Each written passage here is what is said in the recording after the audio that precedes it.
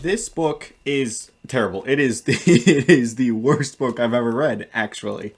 Now, if anyone has seen the book reviews, which I guess I can't guarantee it's up right now, but I gave it a 1 out of 10. Yeah, the writing is bad, the pacing is bad, the organization is bad, the cliches are bad, the prose is bad, and worse still, it's boring when it's not being hilariously bad. For all those reasons, this is a terrible piece of literature. But there's something more important than that. At least for this book specifically. The arguments are bad. Rhetorically, logically, ethically, and factually. This book deserves its rating. Despite that, I had, on some level, a blast reading it, because its argumentation is so inept that it genuinely felt more like a parody or satire of the beliefs it's supposed to be supporting than anything serious or worthy of thorough examination. Unfortunately, it is serious. I intend to do two things today.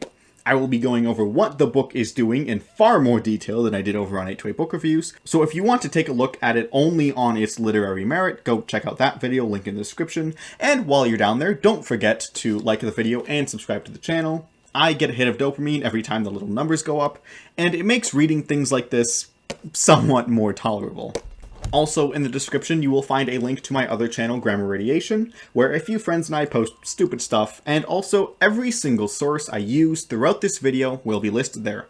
And you might be wondering what's up with the hat, and what's up with the coins, and what's up with the different background and stuff.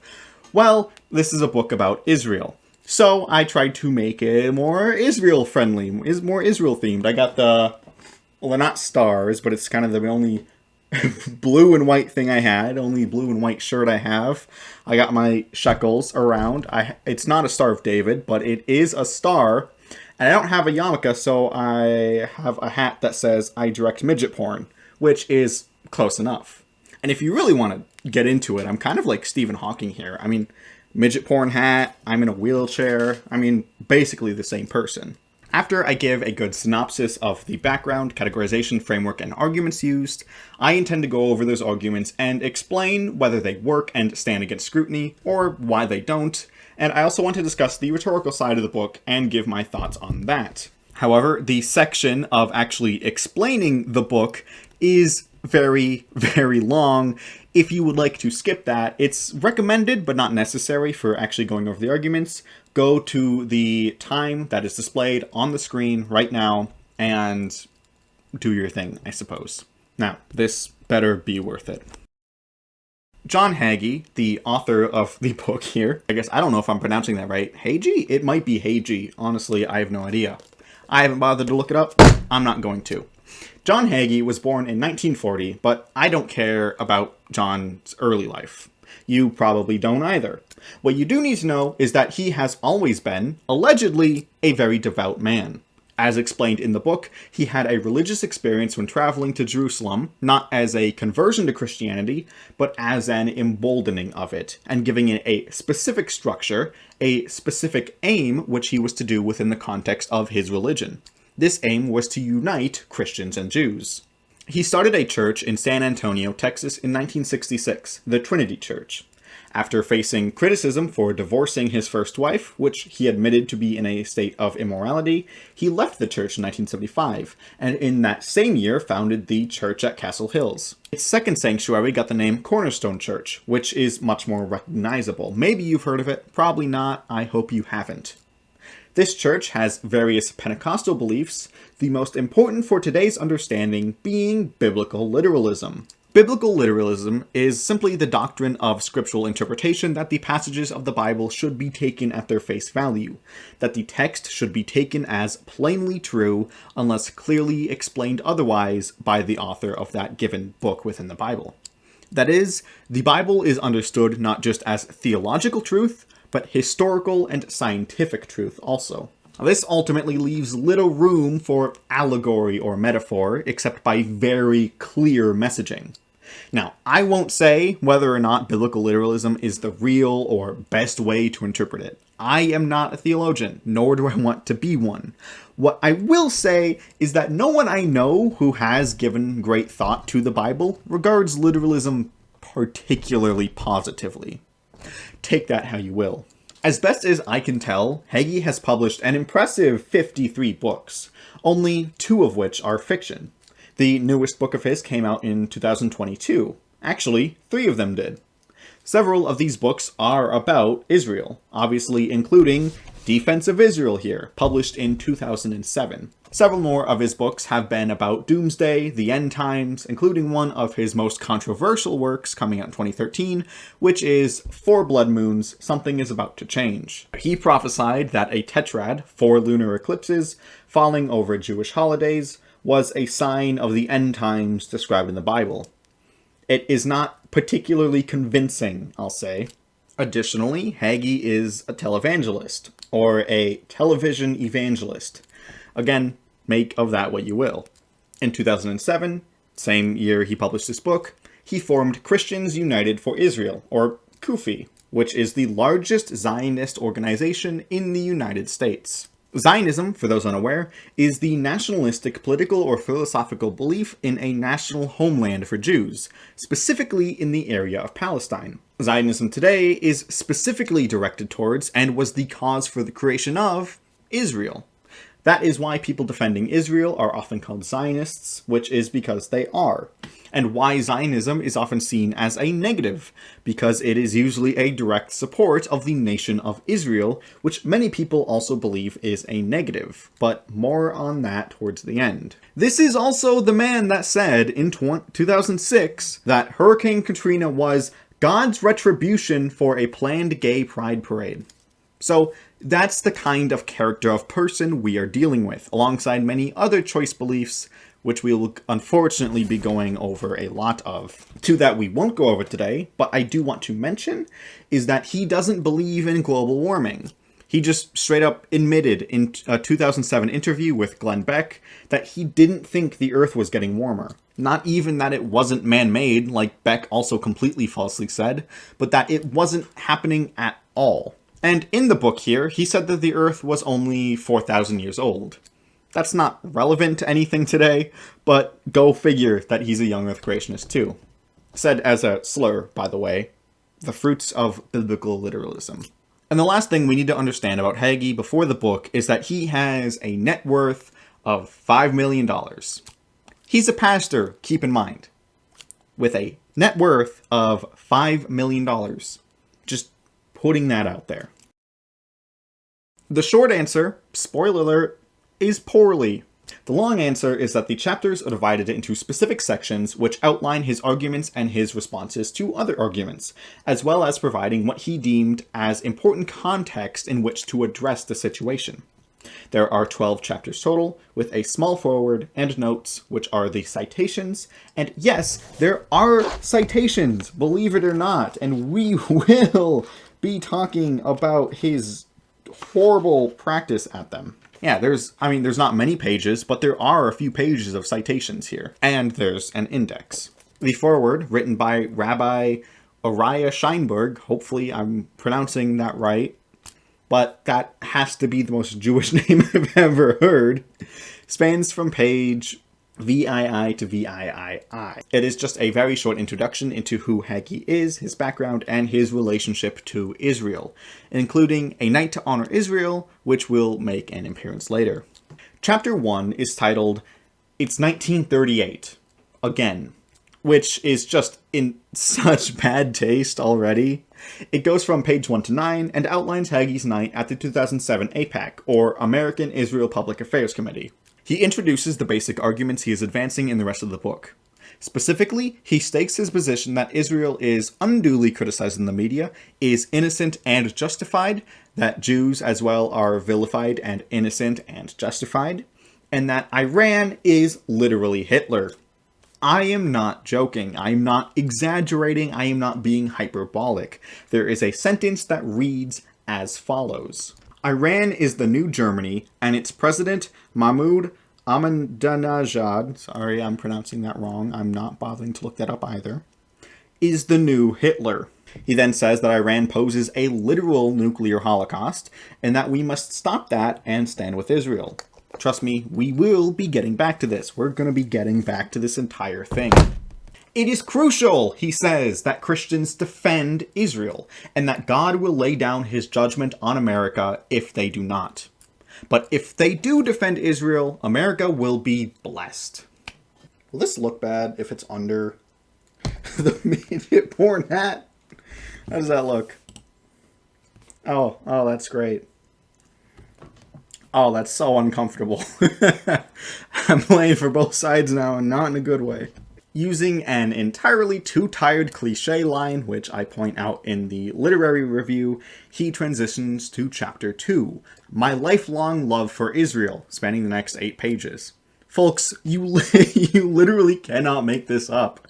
Do you see, just by the chapter title alone, why I'm half convinced this is just some elaborate piece of satire, a parody of Zionism? He starts off explaining that he had a dose of cod liver oil every day for 2 years because he was skinny as a kid.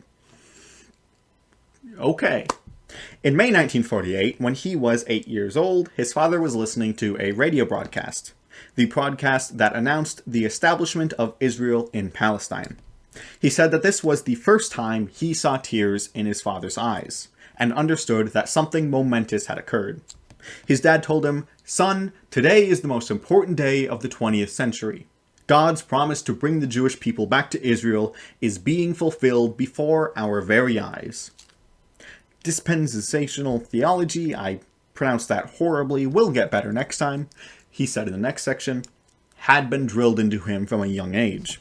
Dispensational theology teaches a few things, such as the already mentioned biblical literalism, but also some more niche aspects, like that the Church of the New Testament is a wholly distinct new unit from Israel, unlike most biblical interpretation that elaborates that the church was, to borrow a much-used metaphor, grafted onto the tree of salvation, whose roots are Israel and the Jewish people, but became a continuation of Israel, where all under the church are saved. Dispensational theology maintains that God's promises to ethnic Jews must be fulfilled, as opposed to now applying to everyone of the church. The establishment of Israel, it is argued, was an important part in the fulfillment of the prophecies leading to the return of Christ. In 1978, he traveled to Jerusalem in Israel with his second wife, Diana, and here experienced an awakening of purpose within his religion. In praying at the Western Wall, he saw an old Jewish man who he did not know, praying alongside him and reciting in Hebrew, garbed in traditional Jewish prayer clothing. This experience, the realization that despite their similar theology, he knew nothing of this man, disturbed him. Eventually, he came to the understanding that God wanted him to do what he could to bring Christians and Jews together, not necessarily under the same belief in Christ as the Messiah or the lack thereof, but of brotherhood and bond. This revelation is what led him down the path he went on, and culminated, at the time, in this book. At the time, it also led to him buying a few books on Jewish history, including the persecutions performed and permitted by Christians, which is the subject of the next chapter, Sins of the Fathers. The outline in this chapter is a long history of anti-Semitism from Christians. This is an oxymoron, as Hagee says that Christianity is a synonym for love, and anti-Semitism is decidedly not that. This separation of Jew and Gentile, which just means non-Jew, is reported to have generally started when Titus marched on Jerusalem in 70 AD, and the Gentiles fled, but the Jews did not, and they believed this to be a betrayal. The early church fathers then regularly engaged in anti-Semitism, even to the point of murder. Specifically, Hagee calls out St. John Chrysostom, which I'm also probably pronouncing wrong, in the 4th century, who was one of the first Christian leaders to label the Jews as Christ killers. At Easter, to quote, the saints would race out of the church with clubs to beat Jews. Then came the Crusades, which fought the Jews under the pretense of being a holy war, blessed by the Pope, and the men participating were under the impression that everything was already preemptively forgiven. This led to countless atrocities against the Jewish population on the path to Jerusalem, and especially in Jerusalem. The Fourth Lateran Council of 1215 decided that all Jews would wear distinctive markings to denote them being a Jew, kind of like what I got going on now. A policy that is argued to have led the way for Hitler to do the same in the 19th century. That is supposed to say 18th, 20th century. All falsely said by the church to be backed by scripture. They also paved the way for Hitler by reinforcing a specific tax on Jews. Then came the Spanish Inquisition, which, of course, nobody ever expected, that put intense pressure on Jews to convert, and tortured thousands under the guise of love for their eternal soul. Over 300,000 were burned alive during this time. Martin Luther gets a section too. He cited Dean Inge, who said, "The worst evil genius of Germany is not Hitler or Bismarck or Frederick the Great, but Martin Luther." Though it's interesting that the source he provided for Inge's quote, "Thy Brother's Blood" by Malcolm Hay, quotes Inge itself for this, and in the following line disagrees with that interpretation. As it goes, when the Jews did not join him against the Catholic Church, he turned on them, writing about them with hatred and poison, laying down the framework of Hitler, using Luther as justification and guidelines, including placing people in ghettos and camps, burning synagogues and homes, robbing them, and placing them in slavery in concentration camps, as Luther suggested making them serfs. Then, of course, there was actually literal Hitler and the Holocaust, which Hagee provides a table for, giving 16 examples of Roman Church policy preceding the Nazi pogrom. Hagee sought reconciliation with the Jews. Chapter 4, One Single Night, Became Many, is what he first did to start this process. In June 1981, Israel bombed Osirak, a nuclear reactor in Iraq built under Saddam Hussein. Allegedly, intelligence indicated this was actually for the pursuit of nuclear weapons. Israel decided to act, bombing this site when they could not diplomatically get Iraq to stop. Hagee defends this decision as a favor to the world. He got mad at the reporting and called people, and he quotes himself directly here, mental midgets and peep the hat, for not liking it. I get this sneaking suspicion that that is actually a censored version, I'm not gonna lie. But this literally became a night to honor Israel after a lot of consultation with local rabbis and a lot of planning. When reporting of it continued to be negative, this inspired him to hold an event to honor Israel. This literally became a night to honor Israel after a lot of consultation with local rabbis and a lot of planning. The rabbi who finally agreed to this was the same rabbi who wrote the foreword. They stayed close afterwards, united by Israel, one could say. Big Satan, little Satan, anyone? This event would continue to be hosted for over 25 years, hence the name of the chapter. He described 9/11 as, for the first time... No, you know what? I should just read this out of the book. For the first time, many Americans began to comprehend the threat of terror that the nation of Israel has lived with throughout its existence. It's shocking this hasn't immediately rubbed more people the wrong way. This culminated in Kufi, mentioned earlier. As the chapter closes, Hagee explains that evangelicals are finally standing together to focus on the specific issue of Israel and the threats to Judeo-Christian civilization from radical Islam. And, before we can fully understand the depth of the threat radical Islam poses to our very way of life, we need to put this geopolitical issue in its historical and theological context. Where did these terrorist jihadist groups come from? Why does the Middle East seem to be a perpetual tinderbox ready to explode in violence and soak the ground in Jewish blood? What an odd description. But this paves the way for Chapter 5, The Peoples of the Middle East. At this point, we're on page 49, a quarter through the 196 pages. It only gets worse from here. He talks for a while about what makes someone a Jew. There are, as it were, multiple different interpretations and multiple different criteria one can fulfill, only needing one to be Jewish. These are having a Jewish mother, belief in God and the Torah, cultural tradition, personal choice or conversion, and ethnicity. What's really, really funny is that Hagee says the line, "Indeed, no controversy has been as heated or as long-lasting as this one." Like, I don't know, man. I can certainly think of a few. So, he says that Christians must rely on the Bible to determine Jewishness. This is where the dispensationalism comes in, whereby Hagee cites Roman 9:11.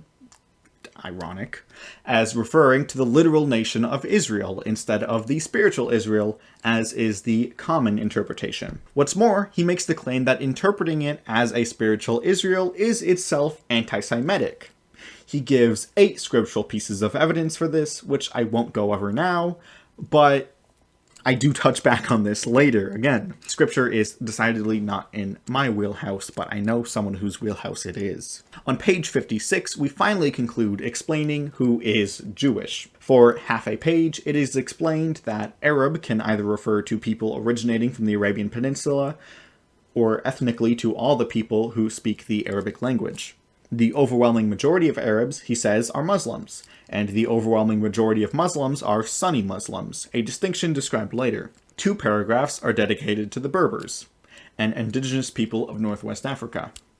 The Kurds get 3 paragraphs saying they are of unknown origin, but are an ethnic group who consider themselves belonging to the Kurdistan region. The Palestinians, who of course should absolutely be a major figure in this book, considering that is where Israel is currently located, get 1 paragraph explaining there are about 9.6 million Palestinians worldwide.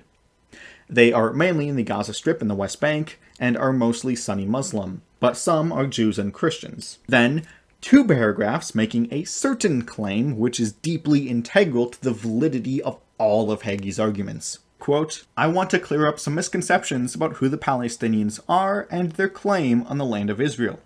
The land of Israel has never belonged to Palestinians. Never.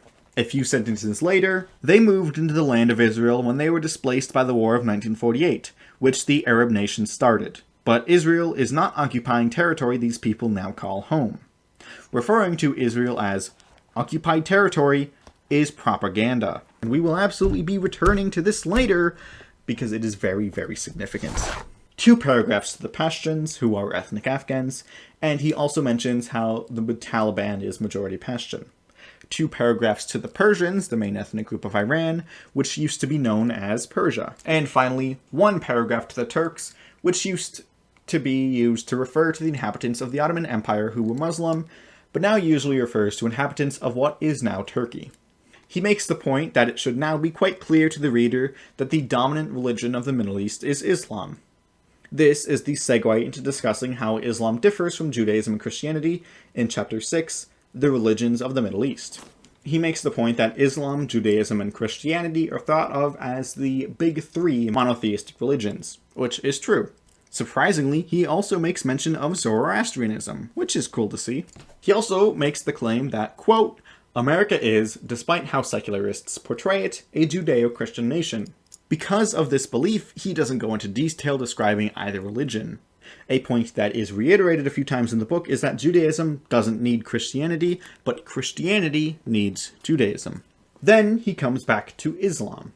Jews and Christians, he says, of course they worship the same God, but do Muslims? Quite simply, no. A little while later, we get this paragraph. The Allah described in the Quran, the scriptures sacred to Muslims, is not the same as the God of Abraham, Isaac, and Jacob revealed in the Bible. Don't be deceived by those who would try to convince you otherwise. The God of Islam is totally different from the God of the Bible. You can't see this right now. I doubt the camera can pick it up either. This paragraph right here, it's really interesting how he will capitalize the word God, but only in reference to the God of the Bible and not the God of Islam. Funny how that works. I didn't even catch that the first time around. And also, side note, the use of the word totally makes me feel like this is a teen girl on call with her friend, kicking her legs in the air.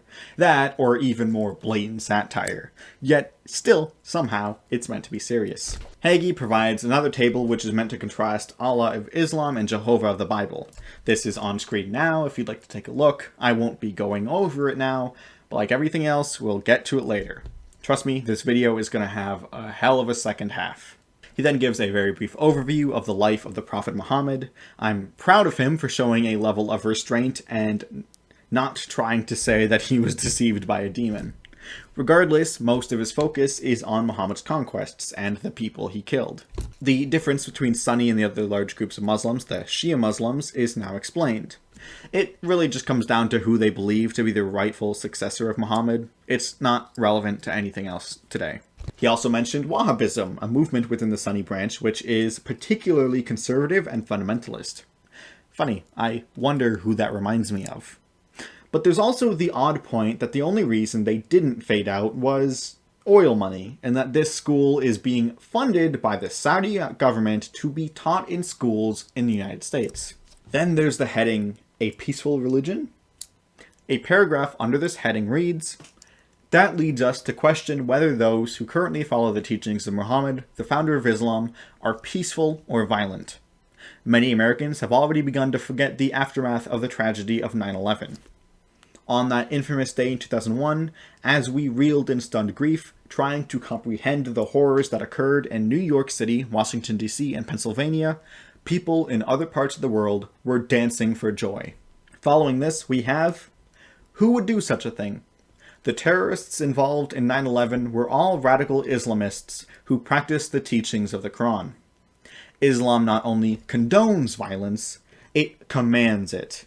A tree is known by its fruit, and the fruit produced by Islam is 1,400 years of violence and bloodshed around the world. And believe it or not, this isn't even the most Islamophobic paragraph we get in this section. It's up there, we'll go over it later, but oh boy, strap in for this next one. While the majority of the world's 1.5 billion Muslims attempt to live in peace with their neighbors, the number of radicals who preach violence and terror based on the teaching of the Quran, as stated above, is mushrooming around the world.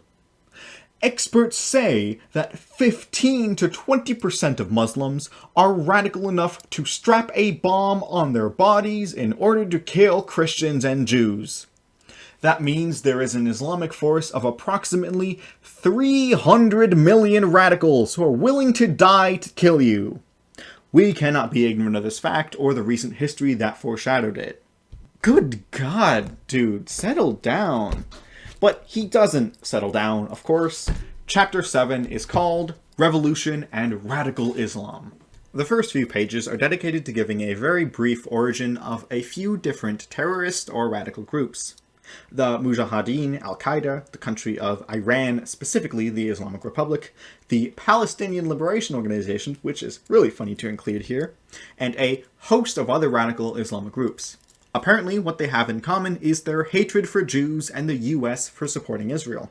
Their commitment to death of all non-believers is well documented. Their actions are clearly based on hatred and evil, and they intend to crush Israel and destroy America.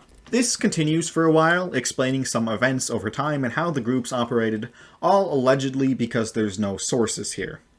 It is also clear to Hagee that the conflict between Israel and any of the aforementioned groups, or the now introduced Hamas and Hezbollah, is not about a Palestinian state, and this is again especially funny for the PLO. He explains what they do want, though. They want the total destruction of the state of Israel and every Jew face down in the Dead Sea.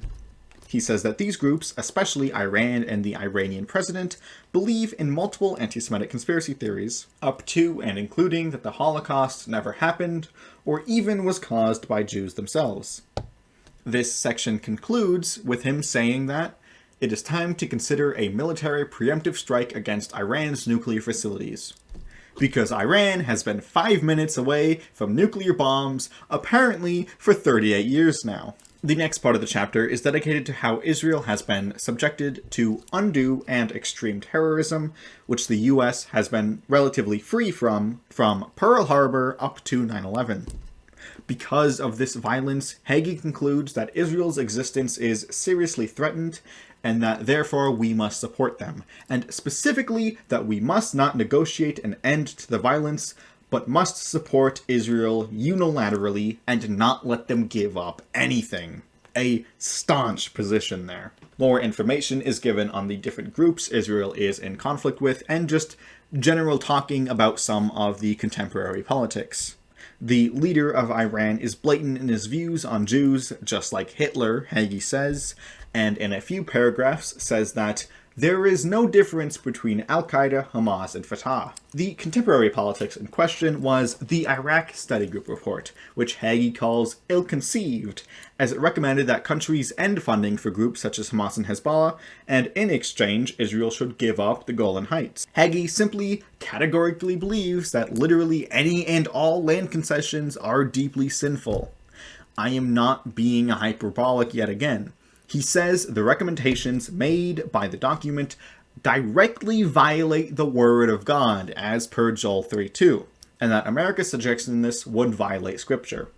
Israel should not, in his eyes, give up any land until every other group stops all violence completely. He also says that, quote, every Christian in America has a biblical mandate to stand in absolute solidarity with Israel and demand that our leaders in Washington stop recommending Israel's withdrawal as the solution to every conflict that arises in the Middle East. Because he sees it as a grave command from God to support Israel, he then concludes the chapter with a brief overview, his words, of the major groups pledged to the destruction of Israel and the United States. This list includes Al-Qaeda, Hezbollah, which he calls synonymous with terror, suicide bombings, and kidnappings, Armed Islamic Group, Al-Gama al-Islamiyah, which again, pronouncing wrong, don't care, Islamic Jihad, which he says is one of the most dangerous organizations, and then in the next sentence says it is an uncoordinated network of individual groups acting on their own initiative. Go figure. Hamas, Harkat al-Mujahideen, God, sound like I'm beatboxing. No offense. The difference is that when I say this stuff, I'm joking and being funny. Harkat al-Mujahideen, and lastly, Jaish-e-Muhammad. Then he wants to underscore the compelling reasons to stand in defense of Israel by explaining how the Christians and society as a whole have a debt to the Jewish people. So, after a few pictures, which is actually a cool inclusion, we enter chapter 8 on page 91, Our Debt to the Jewish People. Hagee starts by reiterating the point that Christianity would not exist without Judaism. His first argument towards the jet fuel doesn't melt steel beams, yada yada. His first argument towards the debt to Jews is that Jesus was Jewish. Anti-Semitic Christians must separate Jesus from his Jewishness in order to have a cohesive worldview, and says really the only decently written line in the book, which is that an anti-Semite in that context is a dead Christian whose hatred has strangled his faith. Separating Jesus from his ethnic and cultural background was exactly what Hitler realized he had to do for the German people, legally defining a Jew as someone who, with two Jewish parents, absolving Jesus on account of him being of a virgin birth, and reportedly absolving himself too. He says that Jesus lived and died and lived again without ever hearing the word Christian. He asks of the believers in his audience, or more specifically in context evangelicals, and especially those attending a megachurch such as his, if Jesus went to your church, would the ushers let him in? Perhaps not. If Jesus said that he was a Jewish rabbi and mentioned his works and associations, befriending prostitutes and tax collectors and 12 unemployed men, which is a really funny description of the apostles, would they get a seat? Probably not. His third question is, if he commanded your wealthiest church members to sell all they had to give to the poor, or if he entered your beautiful church gym and turned over the bingo tables, shouting, "My house is a house of prayer," would your ushers call the police? I have no doubt they would. This is a funny question. Recall what I said in the biography section. Hagee has a net worth of $5 million. Is he not the very same wealthiest church members who should sell all he has to give to the poor? How curious is that? The next few sections are dedicated to the also really funny question of just how Jewish was Jesus? They aren't really of note. It is just explaining that his parents were Jewish and how he practiced traditional Judaism. His argumentation for the latter is poor, but uneventful, full of, well, Judaism is better than paganism and gave us a monotheistic God.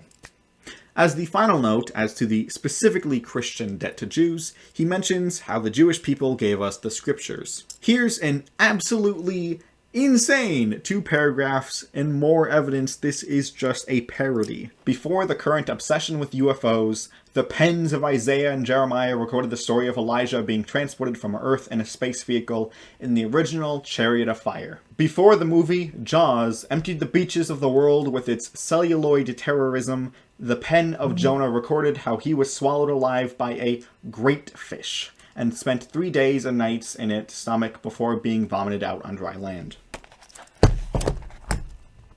Those are unhinged. Then he goes on about overall society stat and lists a bunch of Jewish contributors. Absolutely gobsmackingly, he lists Ayn Rand, which is so damn ridiculous, and he even only lists her contribution as author. I have a few of her books over there, I just can't get to them at the moment. This is the exact same list as Leonardo da Vinci and Frank, by the way. The latter's contribution are listed as author/diarist. Also, I'm going to be honest, I barely recognize any of these names. They're on screen now, for anyone curious. Then we have the Jewish contributions to the United States specifically. Christopher Columbus. As Spain closed its doors to the Jews, a door into a new world was opening to what would in time become America. The hands that pulled the door open were Jewish. Haym Salomon was a Jewish man who raised money for the Revolutionary War, as it were. And also, according to some, though this some is literally never cited, because why would they be? He cited fundraising, but not this claim. Haym Salomon may have been the true author of the first draft of the U.S. Constitution. Hagee says that whether this is true or not, I believe an acknowledgement of our forefathers' gratitude to Solomon and other Jewish patriots is revealed upon close examination of the seal. Above the head of the American eagle, the 13 stars representing America's 13 colonies form the shape of the Star of David. This is very probably untrue, by the way. The Star of David, which is a specific name for a 6-pointed star. Again, I have a 5, if I can get to it. I have a 5-pointed here. It would be 6 if it were the Star of David. It has a rich history of symbolism, dating back well before Judaism and well after, and was a common symbol in Europe at the time, especially for heraldry, which is a significant influence when designing a seal, as it were. Some do believe it may be related in some manner to Judaism, but specifically in reference to the Israelites being God's chosen people, not any specific Jewish person or contributors. Forgive the tangent, I just thought this was very, very odd. Then there's a contribution in 1826, where Uriah Levy, a Jewish naval officer during the War of 1812, bought Jefferson's estate to restore it, which is very cool for historic preservation. I'm quite glad he did restore it. The poem on the Statue of Liberty's pedestal was written by a Jewish poet, Emma Lazarus, I love that name, in 1883 and was added in 1903. It's not until World War II that we get our next contribution, which was, get this, Albert Einstein in pointing out the feasibility of nuclear energy. His contribution, Hagee cites, isn't his breakthrough in physics, authoring one of the single most proven theories in all of science ever, or all of that stuff, except for one remark to E = mc squared, but in making the nuclear bomb possible. Yeah, absolutely stunning representation, that is. He also mentions Irving Berlin, who wrote the song God Bless America, and was awarded by Eisenhower in 1954. Then there's 2 quick mentions of Supreme Court Justices Felix Frankfurter and Louis Brandeis, and a vague reference to how Jews have contributed in so many other ways and saved so many lives and accomplished so much. I just gotta say, because I won't really be touching on this down the line, isn't this insulting? I'm specifically insulting queer. Just for kids. I'm keeping this in the video, by the way. No, he'll watch it. He'll appreciate the shout out, I guess. Yeah, let's go bully queer, by the way. Not like queers generally. There's a specific person named queer. We need to bully them. Oh my god. I love the thought of making these videos. I hate making these videos. Is this the best he could do for representation? Aren't the people who have saved tens of thousands of lives due to their medical breakthroughs a little more deserving of recognition than a guy who wrote a song that isn't even the anthem? That's not at all to say that Berlin isn't extremely talented or deserving of recognition himself, but the fact that this is his priority over all the other contributors, or the guy only known for one act of historic preservation, which again should be applauded, but again, priorities here. Or that he couldn't come up with something for spans of 60 years at a time. I mean, the US is only 250 years old as of this year. It's not as though he can't. There's a whole several tables of more Jewish contributions. He just doesn't bother to name any names. It's really as though it doesn't matter to him that it was Jewish contributions. He just cares that it was Jewish contributions to America, specifically. It's almost like he doesn't actually care about the Jewish people, or their struggles, or their culture, and just uses them to advance the geopolitical interests of the United States. It's almost as though, it's almost as though he doesn't practice what he preaches. Literally. More on that later. More important than our alleged debt, though, is that honoring Israel gets us the blessing of God. Chapter 9 is called Honoring Israel Brings God's Blessing.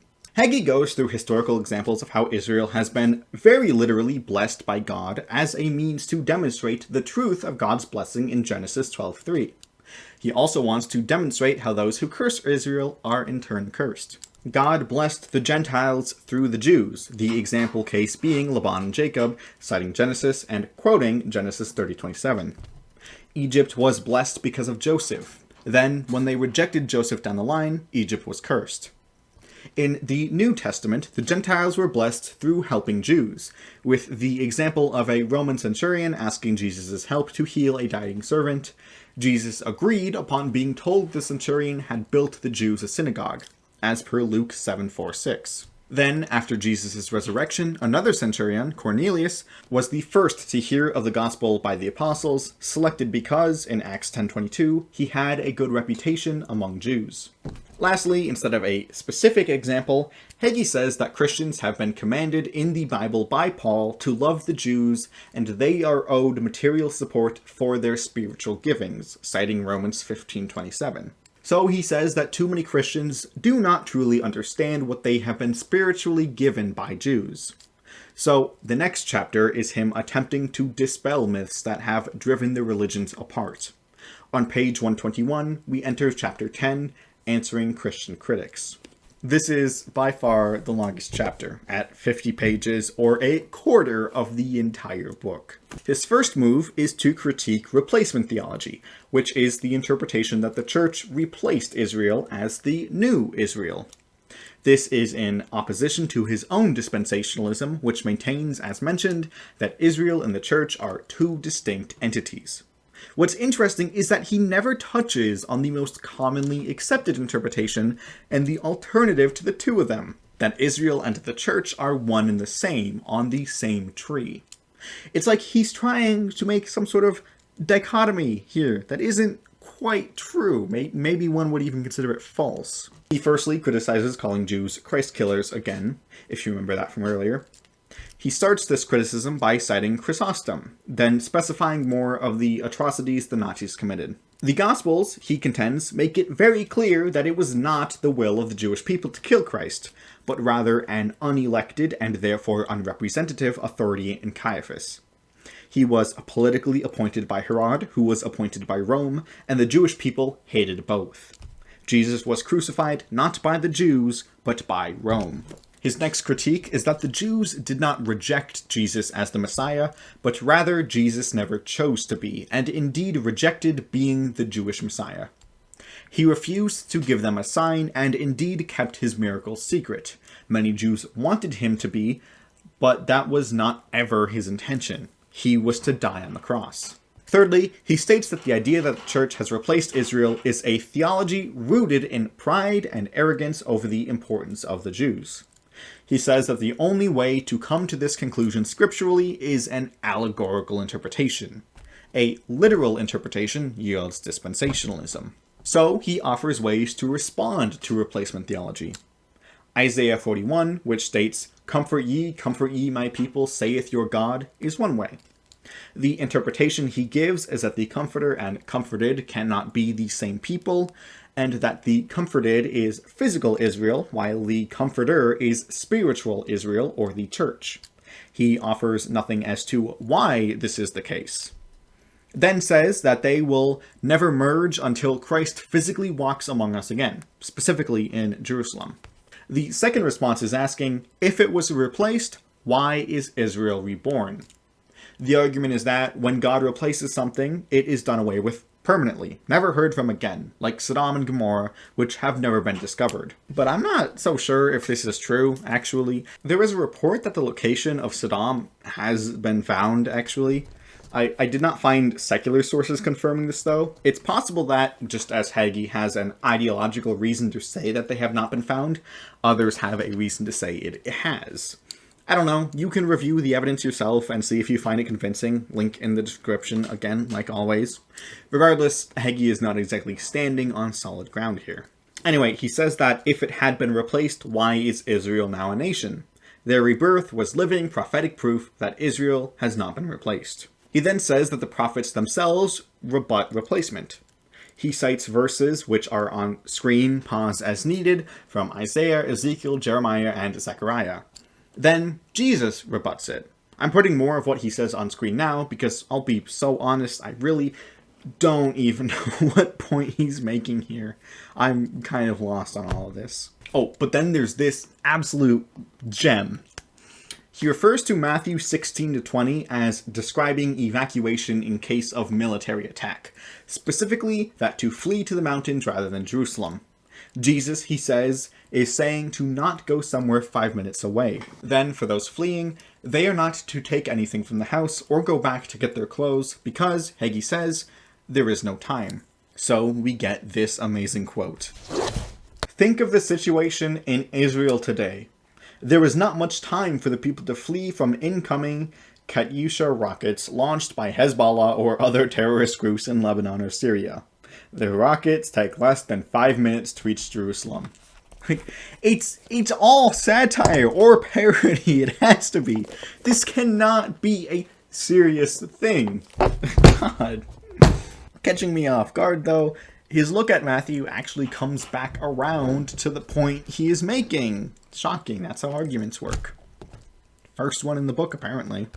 In verses 19-20, it is said that they should pray the flight does not happen on the Sabbath, which must mean that Jews are in control of Jerusalem, and the Sabbath is being strictly enforced, and on the Sabbath everything shuts down, which makes fleeing much more difficult. Boo! Get off the stage! You want to come on the stage? No. You know, I have one guest voice. Do you want to be the second one? This is actually a cool little tidbit of analytical reasoning. Shame it doesn't really mean anything, but we do get another gem. A Hamas or Hezbollah rocket attack upon Jerusalem at a time when there is no transportation and when even the elevators are shut down would lead to a disaster. This guy is really trying to imply that it is literally the end times right now. And as we all know, everyone screaming doomsday is a quack. By the way, the end is nigh, though. Don't worry about that. We are in the end times, just not because he says so. You can totally trust me.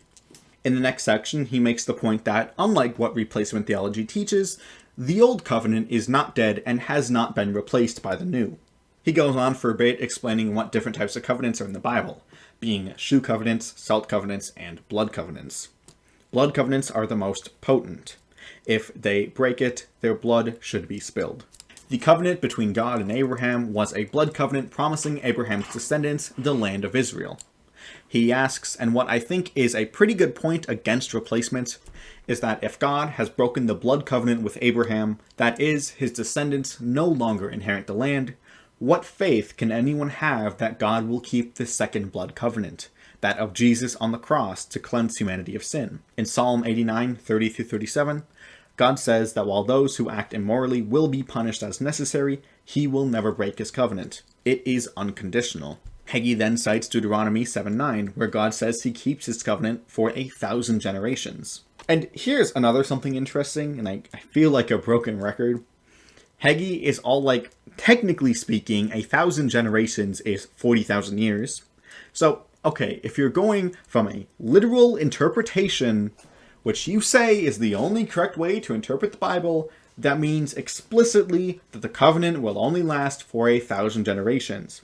It's a long time, sure, but that is the explicit text of the Bible. And then the second half of the sentence is, but the reference is simply an expression of speech that emphasizes the meaning forever. The hypocrisy is palpable. That's my literal interpretation of the text. And lastly, for this chapter, he argues that the Old Testament was not replaced because 9 out of the 10 commandments reappear in the New Testament. The only one excluded is the Sabbath. So it cannot be dead.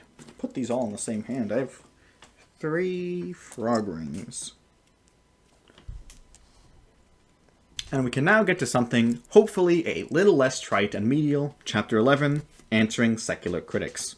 The first argument he has to address non-Christians is that Israel is a democracy, the only democracy in the Middle East. We start off strong, as the first 2 sentences of this part is, Israel is the only true democracy in the Middle East. It is an island in a sea of radical Muslims screaming for the death of every infidel, non-Muslim. He does not qualitate what constitutes a true democracy. He says that, despite of the terrorism, it is a pluralistic democracy, respects human rights, and that Arabs have more rights in Israel than any other Middle Eastern country. They can have their own political parties, they have full voting rights, can become citizens, and elect members of the Knesset, which is the legislative body in Israel. Women also have more rights here than anywhere else. The audience is asked if Israelis living in Arab countries are afforded the same rights as Arabs in Israel, and about the standard of living. Absolutely not, is his answer. They are in grave peril living in Arab countries. Why can people not see the disparity and the hypocrisy? The next point is that Israel is not responsible for the conflicts of the Middle East. Once again, starting off with a banger, it is propaganda that asserts that Israel has robbed anyone else of their land or that they are somehow the cause of the Middle East conflict. Opposition to Israel by the neighboring Muslim nations stems from their religious belief that Jews are infidels. Muslim children in elementary schools are taught that Jews come from monkeys and pigs. Dressed in military paraphernalia, these children learn to shout, "Death to the Jews" and "Death to America" in unison. Teachers applaud these young children, who are taught from an early age to love death, hate Jews, and long for the glory of being a martyr. I'm just probably going to have to quote this entire section verbatim, because it just keeps going. One of the poison streams that sweep young Palestinians into such fanatical hatred is the claim that the Jews have taken their land from them. Not so. The fact of history is that Israel lived as a sovereign nation in the land until the Roman army, led by Hadrian in AD 130, attacked Jerusalem. The Emperor Hadrian hated the Jews for their monotheistic theology and their refusal to bow to Rome. Hadrian retaliated against the Jews by removing the name Judea from the maps of the world and renaming the area Syria Palestina, after the ancient enemies of Israel, the Philistines. His attempt to rename Jerusalem as Aelia Capitolonia failed miserably, but his efforts to seal the Jewish claim of the land of Israel were successful. In spite of Hadrian's use of the term Palestina, the Palestinians have never existed as an autonomous society, and the land of Israel never belonged to them. Media reports in America referring to Israel as an occupier have no basis in fact. It is nothing more than anti-Semitic propaganda. In order to respond to distortions of truth about the true cause of the Middle East conflict, some basic facts of Israel's history must be understood, beginning at the end of World War I with the breakup of the Ottoman Empire, which had ruled the region for many centuries. So, let's get a history lesson. I want you to tell me in all my jewelry that I look like a derogatory term for a gay man. I feel like one. I feel like one with all this on. The Balfour Declaration of 1917, he says, was a policy of how Britain would split up the Ottoman Empire. In 1922, the League of Nations agreed that Britain had a responsibility in the Palestine region for a Jewish national home, but that they could withhold Transjordan. Later in the year, the division was official. Transjordan was approved to be excluded from Jewish settlement. The next year, Britain recognized Transjordan, now Jordan, as a country, and part of the Golan Heights were given to Syria, which Woodrow Wilson criticized because he was a big Zionist fan, I guess, before Zionism was a dirty word, quote on screen. Britain's continued restriction of Jewish settlement to Palestine is quoted as condemning many Jews to the Holocaust, even sending immigrants back to Hitler. Menachem Begin moved to Palestine during the war and began helping Jews avoid being sent back to Germany. He organized an underground military force to the point that there was a $100,000 bounty placed on him by the British government. God, I hate the British. If there's anything that can turn me Zionist, it's how much the British specifically suck. Menachem Begin is often labeled by the liberal media as a terrorist, but nothing could be further from the truth. Menachem Begin was a freedom fighter whose targets always consisted of British military personnel or those who were armed combatants against the Jewish people. He eventually bombed the King David Hotel. Hagee says that the hotel was being used as a command post by the British Army, and that after planting bombs, he tried to warn the civilians inside to leave, saying he planted bombs. This was, according to Hagee, ignored. 91 people died, 45 were injured, and casualties included 15 Jews. He says, "The bombing of the King David Hotel was not an act of terrorism. It was an act of combat between warring forces." He talks about the Six-Day War in 1967, glazing how cool it was that Israel won. This war was between June 5 and June 10. Do you want to know what Hagee says? Do you really? He says, yes, Israel initiated the first strike in this war on June 5. And that's the first half of the sentence. Take a wild guess what the second half is. But it was self-defense. This book makes me want to kill myself. I wonder what Hagee would say to that, like, as a pastor. Like, me telling him that, I want to know what he would say. He talks about how the land that Israel took control of during the war, the West Bank, were never part of a sovereign Palestinian nation. As if that matters at all when you're literally conquering and settling in other people's land. In case you can't tell, I am losing my patience. It was 1:30 a.m. as I was writing this. It is now almost 11 p.m. another day, about a week later as I'm recording this, and I've been recording for way too long now. My voice is cutting out. I might edit this part out of the video, but probably not because I don't do second drafts. And all this is just absurd. I have some choice words for this book. Oh, trust me, mine, we'll get there. He goes on. Jordan and Egypt had maintained possession of the area since 1948, when the British pulled out. Before that, the area was considered to be part of the Ottoman Empire. These lands were gained by Israel in 1967 in a defensive war.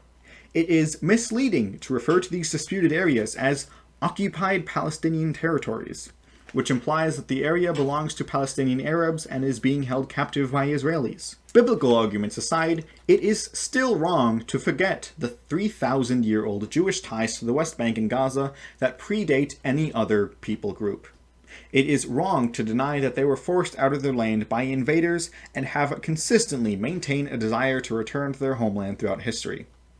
They are entitled to possession of the land, not a renouncement of their claim to the land in a final peace agreement. I will address this later. I will address this later. I will address this later.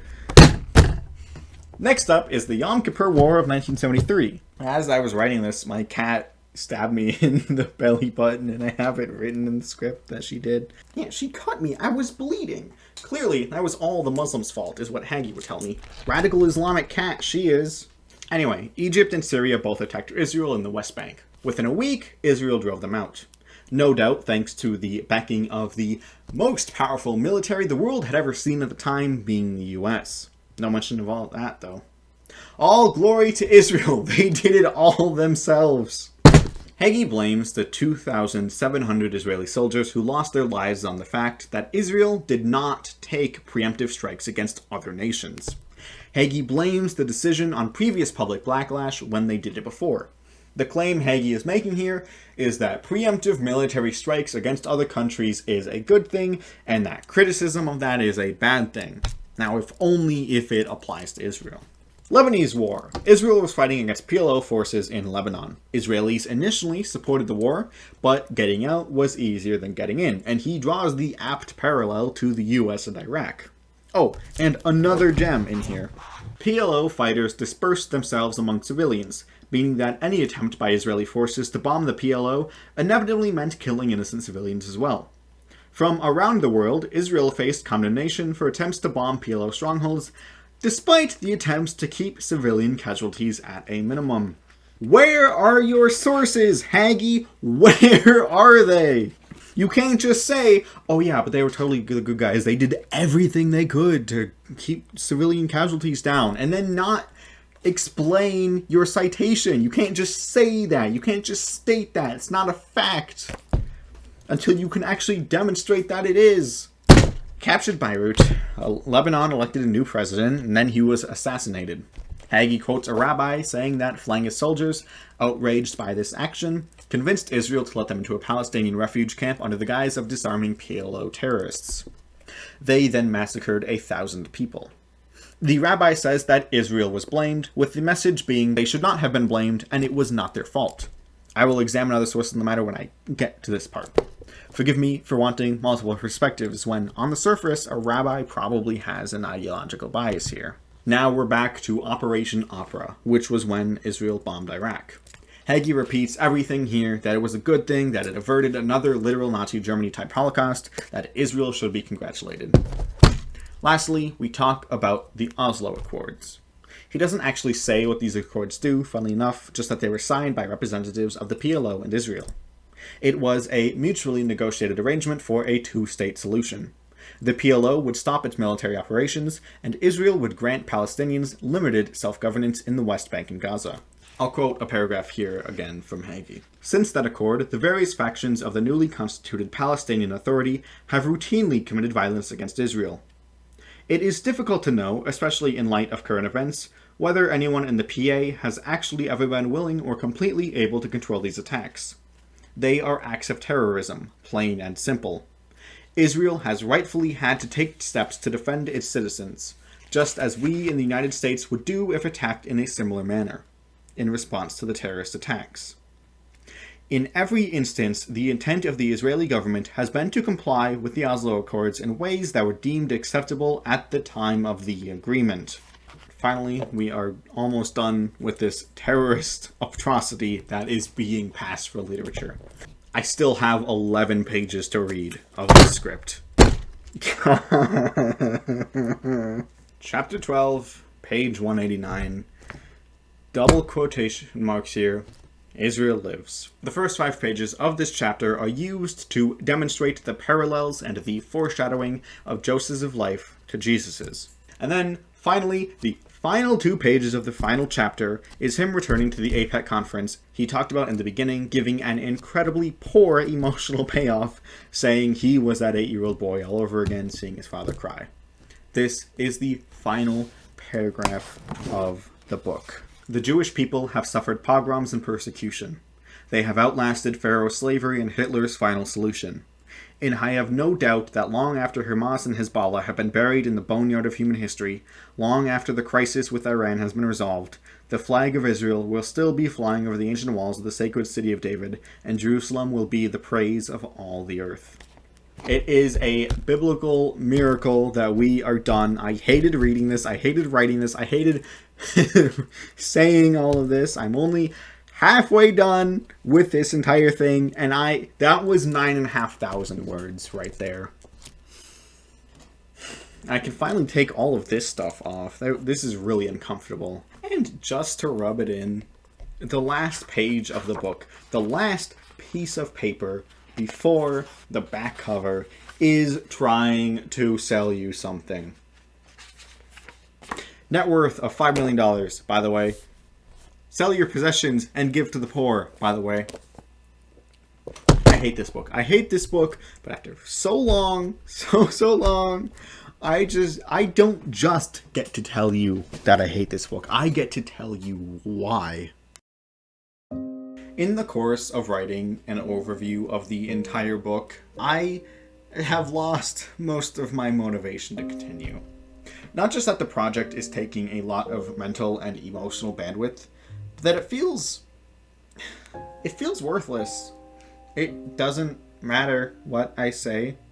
I could point out the dozens of times that Hagee doesn't cite any source, that he doesn't make any real argument, that all of his points are just, I said so and trust me, bro. I could go on and on and on about the anachronistic points he makes, the bad faith arguments, the hatred he puts out, the hatred he ignores, his own contradictions. But this is not a history book. This is not philosophy. This is not theology. This is, at best, rhetoric.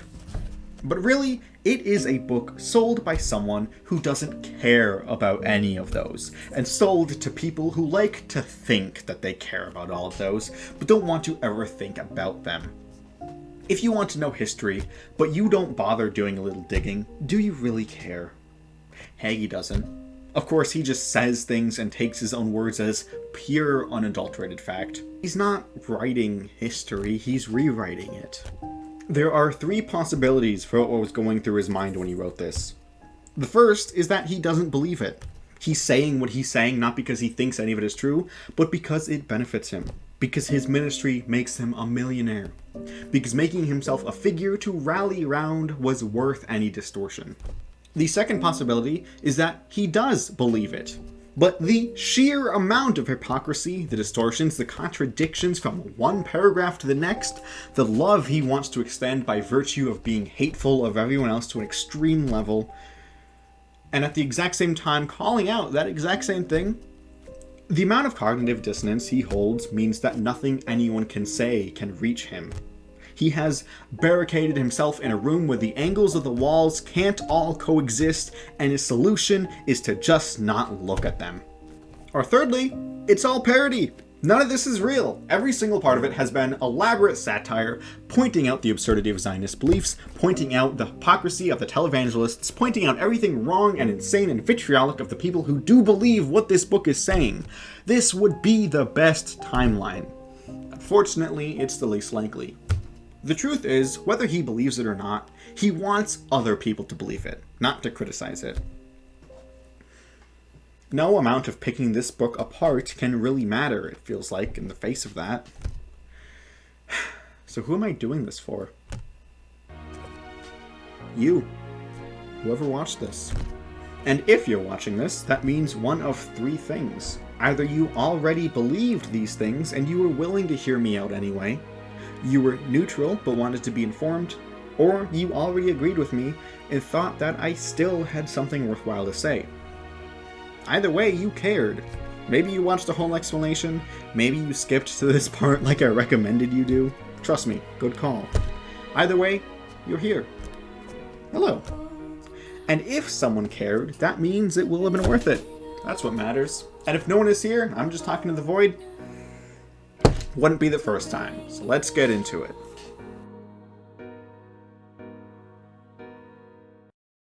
Hagee's thesis that we ought to, all of us, support and stand with Israel relies on three primary arguments. I want to try and present them in the best way I can. The first of these is that we have a moral obligation to be against all forms of terrorism and unnecessary violence, especially that which targets civilians, and that Israel is the target of these acts. The implicit claim being made by this argument, which is not immediately textual, is that Israel is also innocent, which is a point Hagee makes frequently. That they are not oppressors or occupiers, and that acts of violence against Israel cannot be acts of warfare, but only terrorism. The second argument is scriptural. To defend Israel is the will of God, and Christians must always comply with the will of God. The existence of Israel is divinely ordained, and to oppose that is therefore to go against God's judgment. Thirdly, Hagee makes the case that there is a debt to the Jews that is owed, and as it is owed, it is therefore the morally correct thing to repay this debt, and that the defense of Israel is that repayment. This argument has some scriptural elements insofar as Christians have a special obligation for the spiritual gifts the Jews have given them, but also secular elements, positing that the contributions to society by Jewish people are so great that we are thereby indebted to them. These arguments are largely present in chapters 1 and 7 and 11, 8 and 9 and 10, and 8, respectively. However, justifications exist piecemeal throughout the whole book.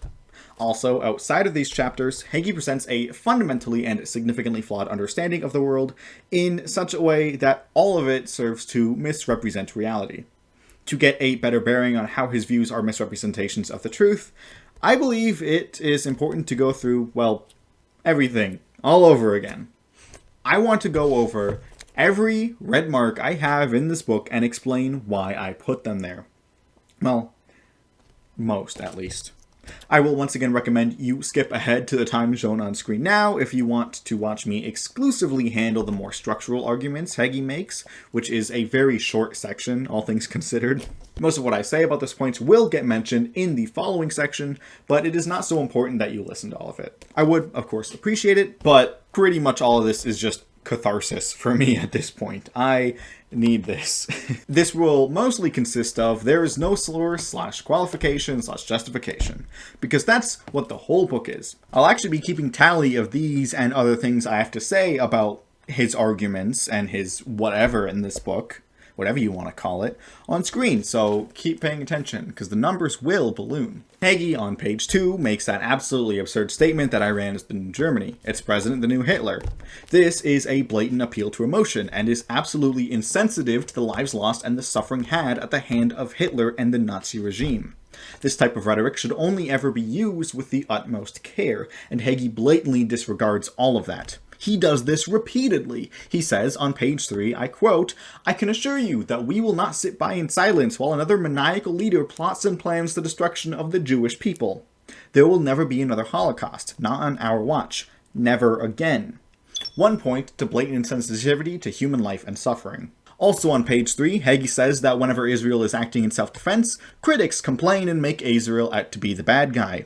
This is making the implicit claim that Israel has not done wrong, almost to the point that they can do no wrong, and is a rhetorical trick to put the reader into the mindset of every critique, no matter what it's based on, is just a smear campaign, because that is exactly what he is trying to say. He again tries to relate this to Nazi Germany.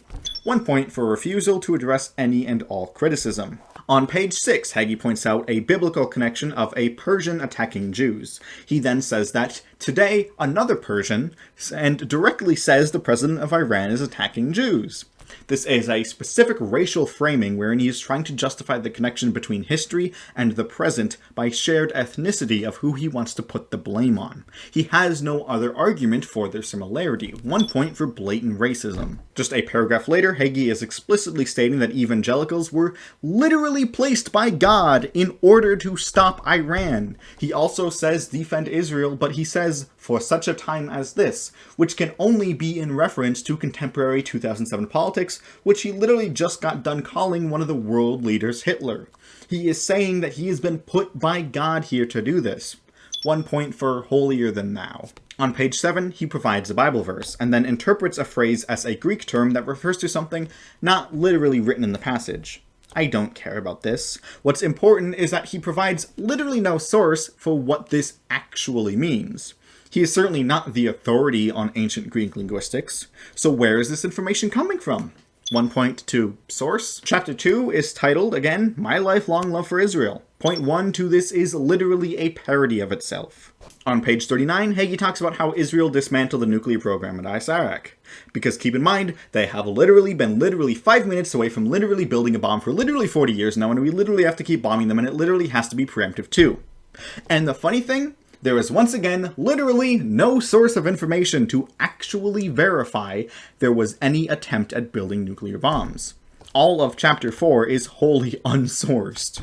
2 points to source, and 2 to literally a parody of itself. Page 46 takes the tragedy of 9/11 and tries to spin it around as, see, this is how bad Israel has it. Because he is using an emotional appeal and trying to spur on hatred of those who also don't like Israel. Point 2 to insensitivity. Also on page 46, Hagee is literally trying to say that the people who own megachurches are the good guys.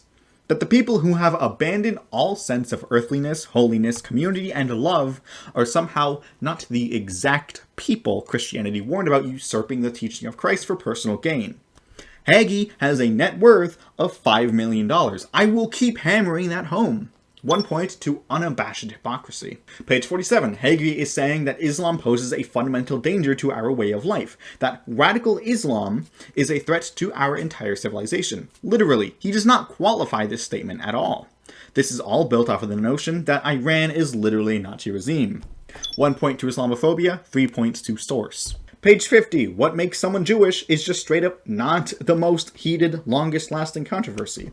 I went through the list of better contenders already. 3 points to literally a parody of itself. Page 52, referring to the church as spiritual Israel anti-Semitic without actually qualifying this, because he isn't interested in demonstrating it, he just wants to shut down the conversation. 2 points for refusing to address anything. Page 58, this is going to be a big one, talked about in the structural takedown.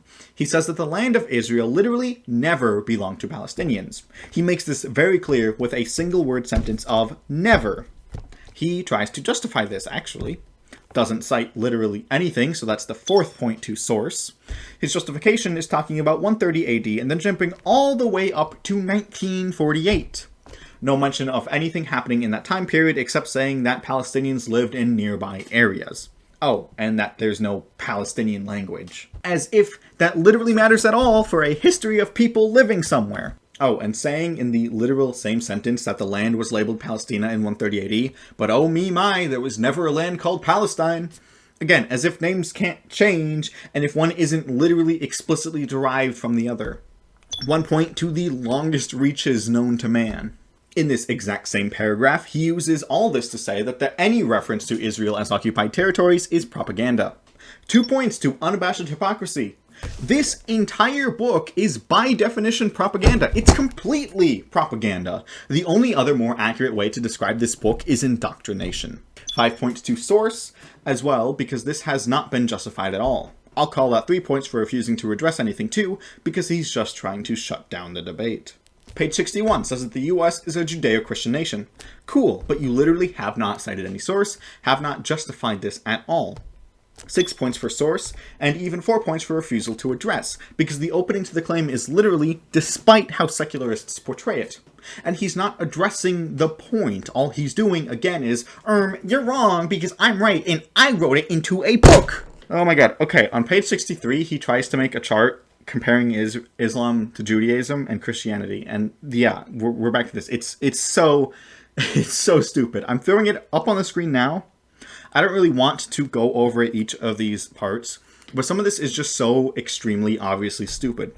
See all those times in the Christians and Jews believe column that is literally just not Jewish beliefs and is instead actively only Christian beliefs? How he's trying to paint them as the same against a common different enemy despite them all being fundamentally different?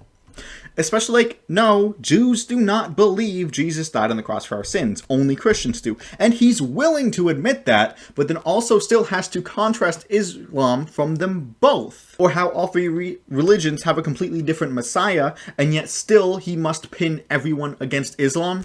One of these is just a straight up lie, too. Figuring that one out can be your homework. 1 point for literally just straight up bold-faced lying, 7 for source, 3 for unabashed hypocrisy, 2 for the longest reaches ever, and 2 for Islamophobia. Page 67, saying that Wahhabism is just fundamentally hateful and filled with violence, and that the preachers are spouting violence against the US and all infidels. So, to start off, 8 points to source, because he does not back any of this up with anything at all, and 3 for Islamophobia, because until you can actually even try to back any of this up, this is just undue hatred without cause. Page 69. Look at this quote on screen now. Just look at it. Just read the actual thing. I know I pointed out earlier.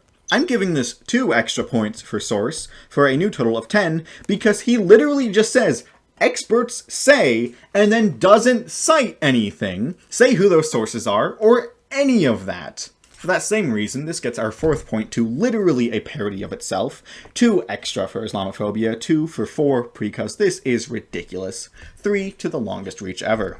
On page 72, he calls the PLO a terrorist organization. 11 points to source, 4 for unabashed hypocrisy because he cannot be bothered to critically examine something's classification as terrorist, despite wanting to be very, very adamant about nuance later on in this book with Begin.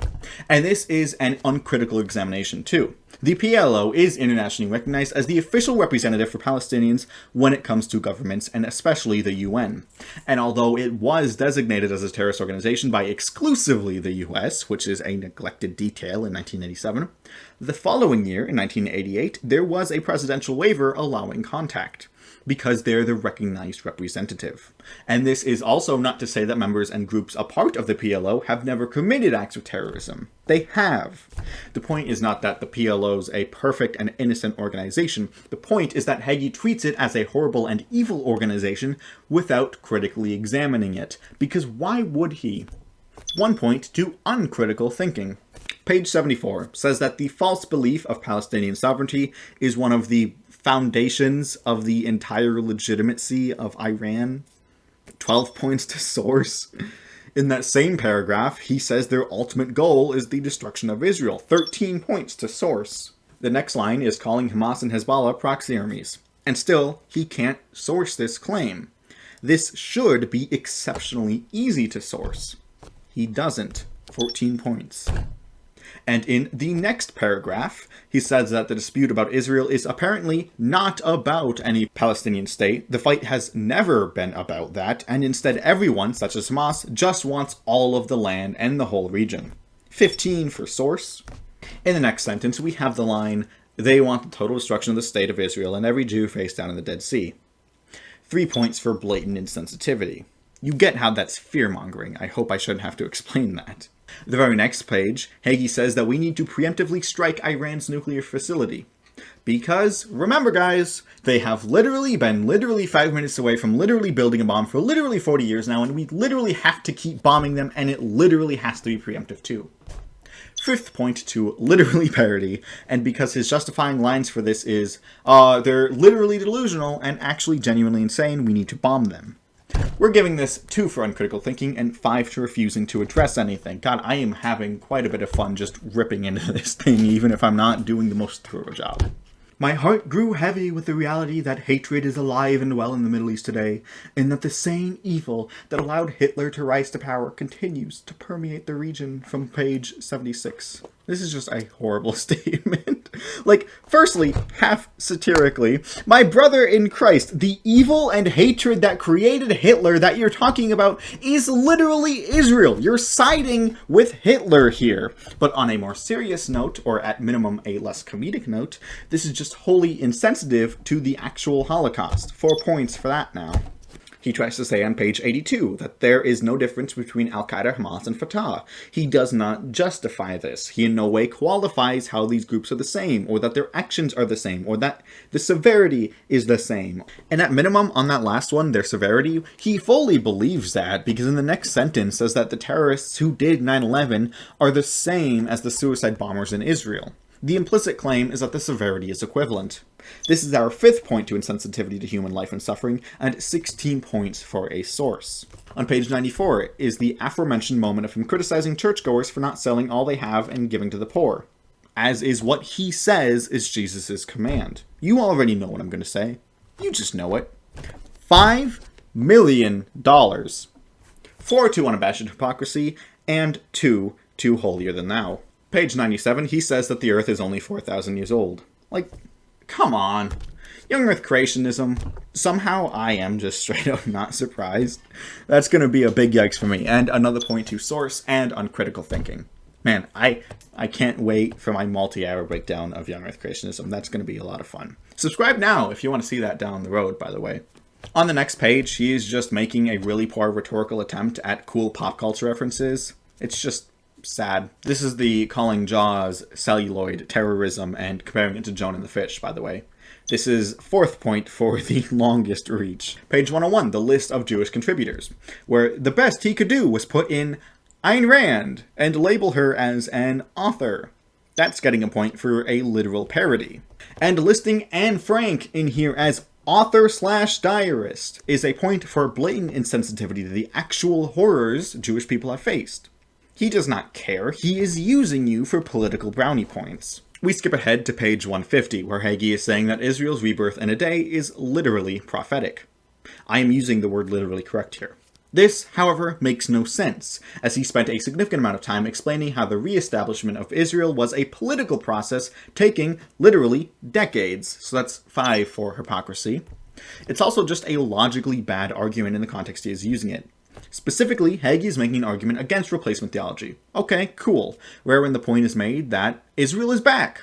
If God had replaced Israel, it wouldn't be back, and therefore it is prophetic proof against replacement.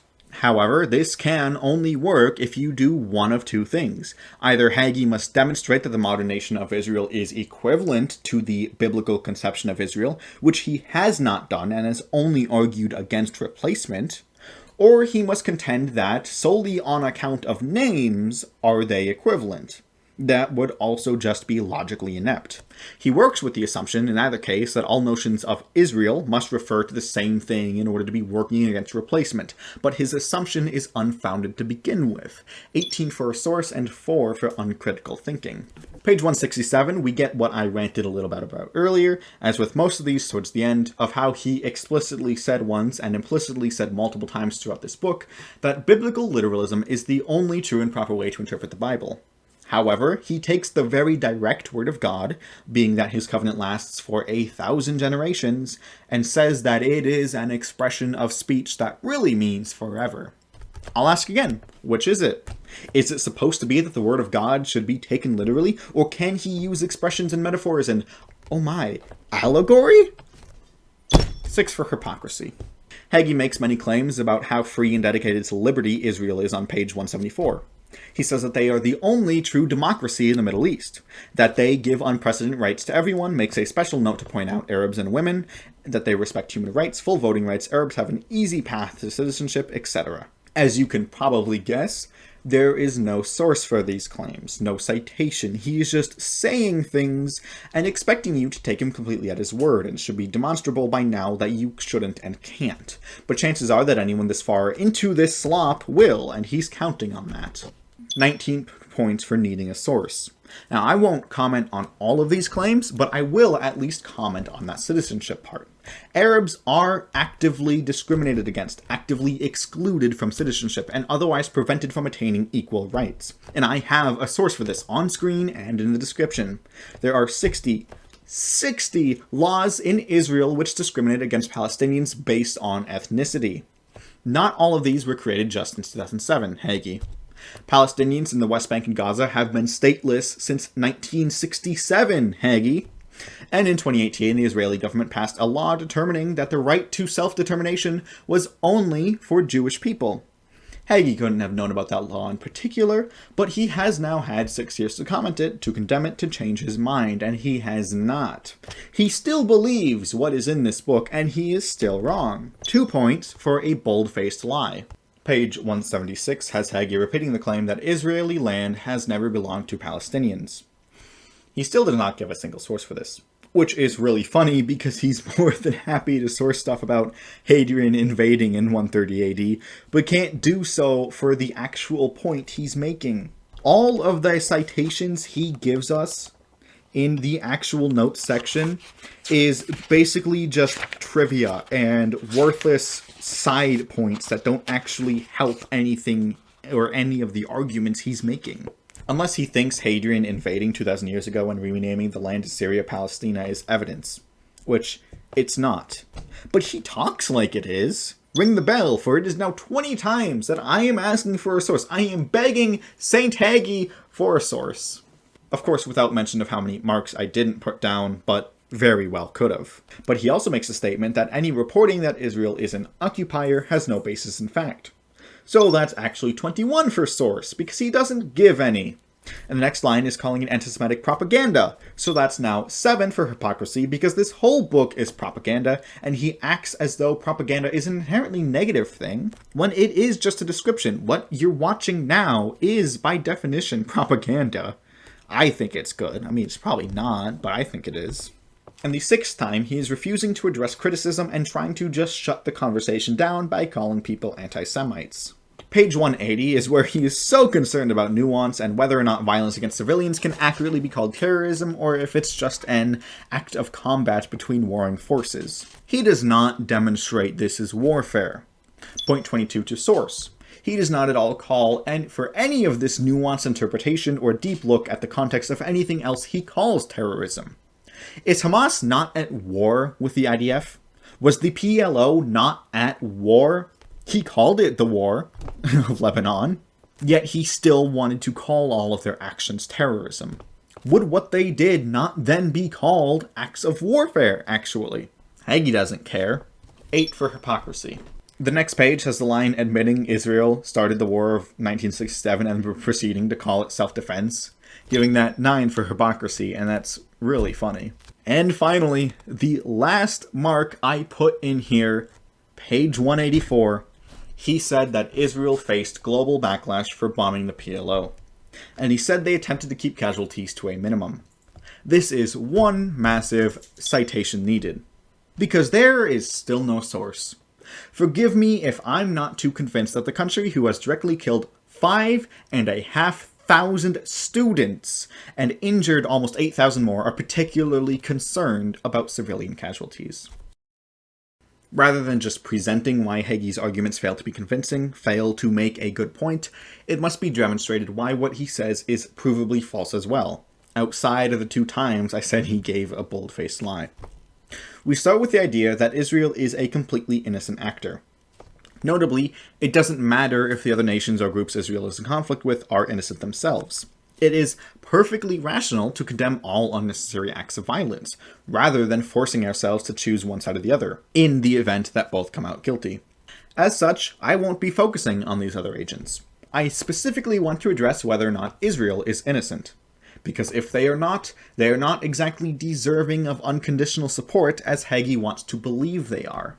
The starting point is whether or not Israel is an occupying force, or if the lands in the regions can be considered occupied lands.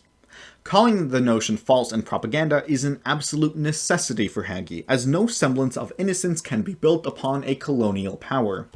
The only solution is to deny that they are one. Let's start with the obvious. Israel is an internationally recognized state by the UN and 164 constituent members, including all of the members of the Big Boy Club. Insofar as international overwhelming recognition constitutes the legitimacy of a state, Israel is legitimate. One may disagree with how much that makes it legitimate, but I'm not here to deconstruct that, only offering it as one potential perspective many may take. De facto, the land Israel is meant to occupy, that is, excluding the contested regions of the West Bank and Gaza, Israel is not violating international law. But being legal does not preclude immorality, and Hagee wants us to view Israel not only as legally blameless, but ethically too. Ethically, Israel was an occupier before Israel even existed. The region has a long list of conquerors and the subsequently conquered. The important two are the Ottomans and the British. As Hagee correctly points out, the Ottomans lost World War I, and this ultimately ended in their dissolution. Britain was given a mandate by the League of Nations to administer the territory. Neither the League of Nations nor Britain had any real authority over this land except for that which they claimed to, and the greatest military powers deemed so. They were conquerors, because they laid claim to the land through might, not right. It was these conquerors which determined Israel to exist in the wake of World War II, the League of Nations being replaced by the UN. It was not a cry for independence by the people already living there.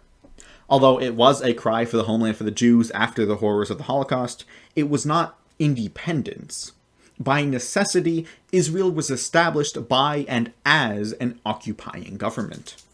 One might rightfully question the legitimacy, again, of any such appeal to conquerors. But Hagee can't. Hagee absolutely must understand the act of conquering as giving no more rights to the land than those who were there before. He must, in his own worldview, understand that the inhabitants already there are belonging to the land more than those who came after. Otherwise, we would have to accept, assuming he wouldn't dive deeper into his dissonance, that every empire who conquered the Jews had a legitimate claim to the land. The indigenous party must have the claim. In the case of the establishment of Israel, Palestinians were and still are the indigenous population. This is even just a trivially true fact that Hagee must lie about, because even at the establishment of Israel, after the region has been accepting Jewish immigration since the 1920s thanks to Britain, Arabs were still 2/3 of the population. Jewish settlement and the establishment of a Jewish government displaced these people. They had homes and land in the region, and that was taken from them. Israel occupied their lands and their homes. Being previously indigenous does not morally absolve one of inflicting the same suffering onto others. Hagee tries, in at least one way, to provide a counter. There was no Palestinian nation, he says. There was no Palestinian language, and that is why there was no Palestinian nation.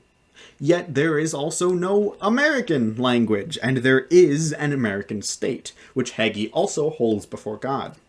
Yet the fact of nationhood means nothing to the fact that there was a distinct ethnocultural group, the Palestinians, living in this region for hundreds of years.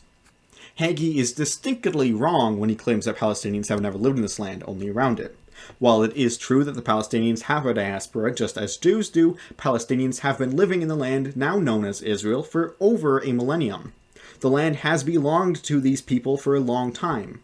Indeed, despite not becoming a distinct ethnocultural group for some time, the people are descendant of groups such as the Canaanites.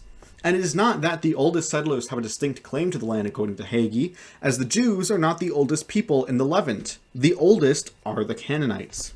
Israel, in this context, cannot be innocent, cannot be acting in self-defense for all things. No matter how much of their future actions have a legitimate case for self-defense, their founding was a case of colonial rule and displacement and another stamp in the history book of conquerors taking over the Levant. Again, none of this is to say that any future action is therefore completely justified, or that any action by Israel is automatically unjustified. It is just to point out that this, in and of itself, is undoubtedly unjustified. The only appeal Hagee could possibly have is an appeal to law, as explained. But an appeal to law wouldn't serve him well. Since Israel's establishment, Israel since committed warfare and began to occupy Gaza and the West Bank. Hagee must treat these acts as innocent, as though they are not an occupying force, as though Israel has done no wrong here and that they are fully justified. But with an appeal to law, this immediately fails, as Israel's occupations are indeed recognized as illegal occupations by the UN. If the UN grants legitimacy to Israel's existence, then they grant legitimacy to Israel being an occupying force. If they do not do the latter, they cannot do the former. Either way, what Hagee says is fundamentally incompatible with the law. What's more, the UN themselves said that what Israel is doing is indistinguishable from settler colonialism. Those are not actions of self-defense and never have been. Those are actions of oppression and aggression against innocent civilians. There is no keeping civilian casualties to a minimum, when the entire operation is built around denying civilians their rights and their lands and their homes. And, ultimately, their lives. No Christian, if they truly loved their neighbor, if they truly were synonymous with love, as Hagee says, would or could or should ever support a settler colonial state. They should never support an occupying oppressive force which has systematically discriminated against innocents. Though this information is easier to access now, it is not new. Everything I have talked about that has come out since 2007 when this book was published was stuff Hagee could have found and verified himself. The UN had already condemned Israel's occupation. It was already apparent that it was settler colonialism in the West Bank and Gaza. Hagee chose to lead Christians astray and to support evil. He knew about how Israel was founded, even making a point to discuss it, but purposefully omitted how this was against the will and to the detriment of the population already living there. You can believe that Israel is attacked unduly, causing too much harm in the deaths and sufferings of innocent citizens all you want. You just can't also refuse to acknowledge the same suffering just because it's a different group of people. The second point Hagee makes is one of Scripture, that it is a biblical command to support and stand with and bless Israel. This is a significant point in the context of the first. Regardless of Israel's own sins, a command from God to support them just might override that. At least it probably would to Hagee. For all can be excused if it genuinely is the will of God, but just make sure you're interpreting it correctly this time. Of course, another reading could be that if there is such a command, it is our duty to support Israel becoming a moral state, which does not itself violate God's word. We are called on to love the sinner and pray for their salvation, not let them stew in their sin and defend them against change. It is odd that Hagee would want to excuse immoral actions when God has made it perfectly clear that sin is sin no matter what. That evil is not a zero-sum game, that we must act perfectly. It is for the fact that we cannot be perfect that Jesus hung on the cross. That doesn't mean we aren't supposed to try. By accepting Israel as is, a perfect child of God, Hagee reduces God's message to something far more simplistic and insidious. Do not strive for a better world, Hagee says. Do not strive to be like Christ. That makes perfect sense from his perspective. Do you believe that he would let Christ through his doors if he came knocking? I don't. But all of this rests on the assumption that such a biblical mandate is even present in the Bible. And this mandate is also predicated on the notion that the Israel referred to in all that Hagee cites is the Israel of today, the national Israel, and that dispensationalism is true. I don't know Scripture. I'm not an analyst of these things. But I do have friends who are very, very good at this, and as Scripture goes, are far more knowledgeable than I. I thank them greatly for their contribution with this project and their analysis of Hagee's claims. So before addressing the 8 points, in the sort of starting 2 pages you cite there, where it's talking about election, he's actually correct. So election, Christian theology, refers to the act of God's providence in regard to the salvation of men. So the TLDR is from a Catholic point of view, and typically you'll hear it in like Reformed or like Calvinist circles, but in regard to election, generally speaking, it refers just to the saved and the means by which God brings man into the fold of the saved. You don't really need to know like how that process works, but he's correct. The Israel refers to the elect because Israel refers to the church. It does not refer to ethnic Jews, and we'll get into that in the 8 points you sort of bring up there. So point number 1 is the idea or the claim that God cannot disinherit national Israel because it is his firstborn son, and we're citing Romans 9:4 only refers to them. And Romans 9:4 reads as follows: they are Israelites, and to them belong the sonship, the glory, the covenants, the giving of the law, the worship, and the promises. To them belong, and I'll just read the rest so we can get the context. To them belong the patriarchs, and of their race according to the flesh is the Christ. God, who is over all, be blessed forever. Amen. Immediately after this, which I find strange because he acknowledges this in the paragraphs before that, but immediately after this, St. Paul clarifies what he's referring to. Who is Israel? Because that's really what Romans 9 is all about. But it is not as though the word of God had failed, blah, blah, blah, blah, blah, and not all, this is Romans 9:7, and not all are children of Abraham because they are his descendants, but through Isaac shall your descendants be named. This means that it's not the children of the flesh who are the children of God, but the children of the promise are reckoned as descendants. He's basically saying that it's not biological descent that makes one a part of Israel. For example, we see Jesus saying in John 8:39, if you were Abraham's children, you would be doing the works Abraham did. This is him specifically talking to the Pharisees, who are obviously ethnically Jewish, or St. Paul himself talking to the Galatians in Galatians 3:29. If you are Christ's, then you are Abraham's offspring, heirs according to promise. I.e., it is not biological descent that makes one an heir to the promise. It is not being a part of the nation of Israel that makes one saved, or an heir to the promise. Exodus, it is being a part of the church. So he's reorienting what Israel is around faith, not ethnic origin. The second point the author makes is in reference to basically the presence of God. He refers to it as the Shekinah glory. I think that's how you pronounce it. I'm going to butcher every special word I mentioned, by the way. But it's basically referring to the unique presence of God that ethnic Israel had during the Old Testament. And it was. And it is true that this was uniquely associated with Israel, specifically their temples and everything. For example, in the Ark of the Covenant, it was truly God's presence within the Ark.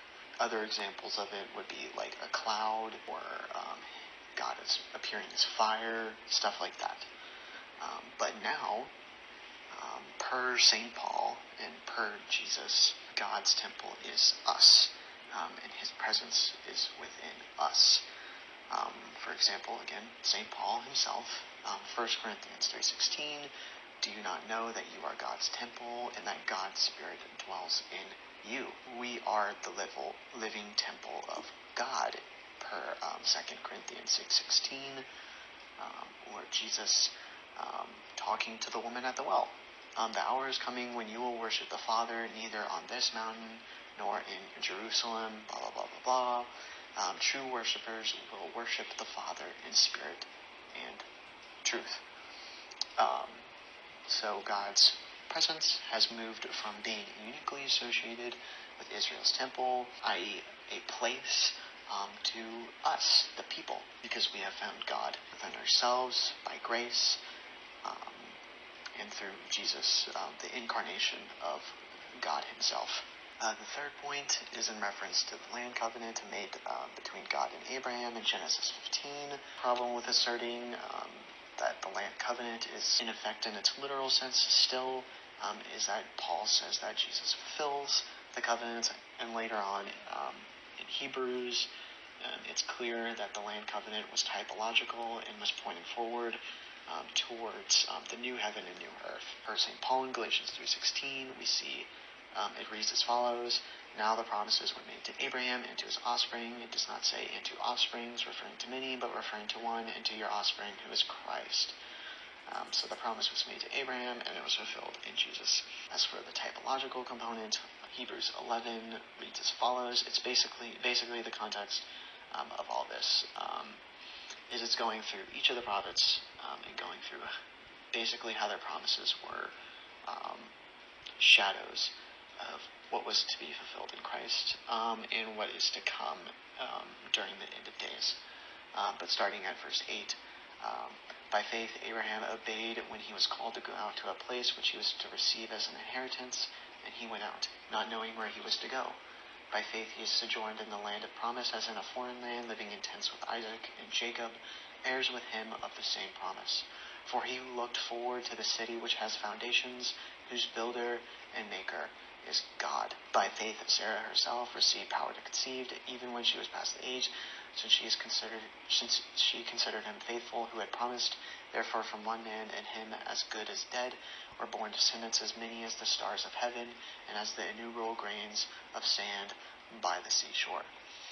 These all died in faith, not having received what was promised. Did you catch that?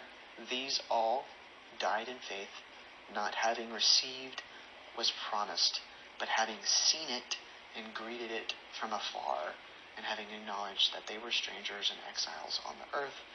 For people who speak thus make it clear that they are seeking a homeland. If they had been thinking of that land from which they had gone out, they would have opportunity to return.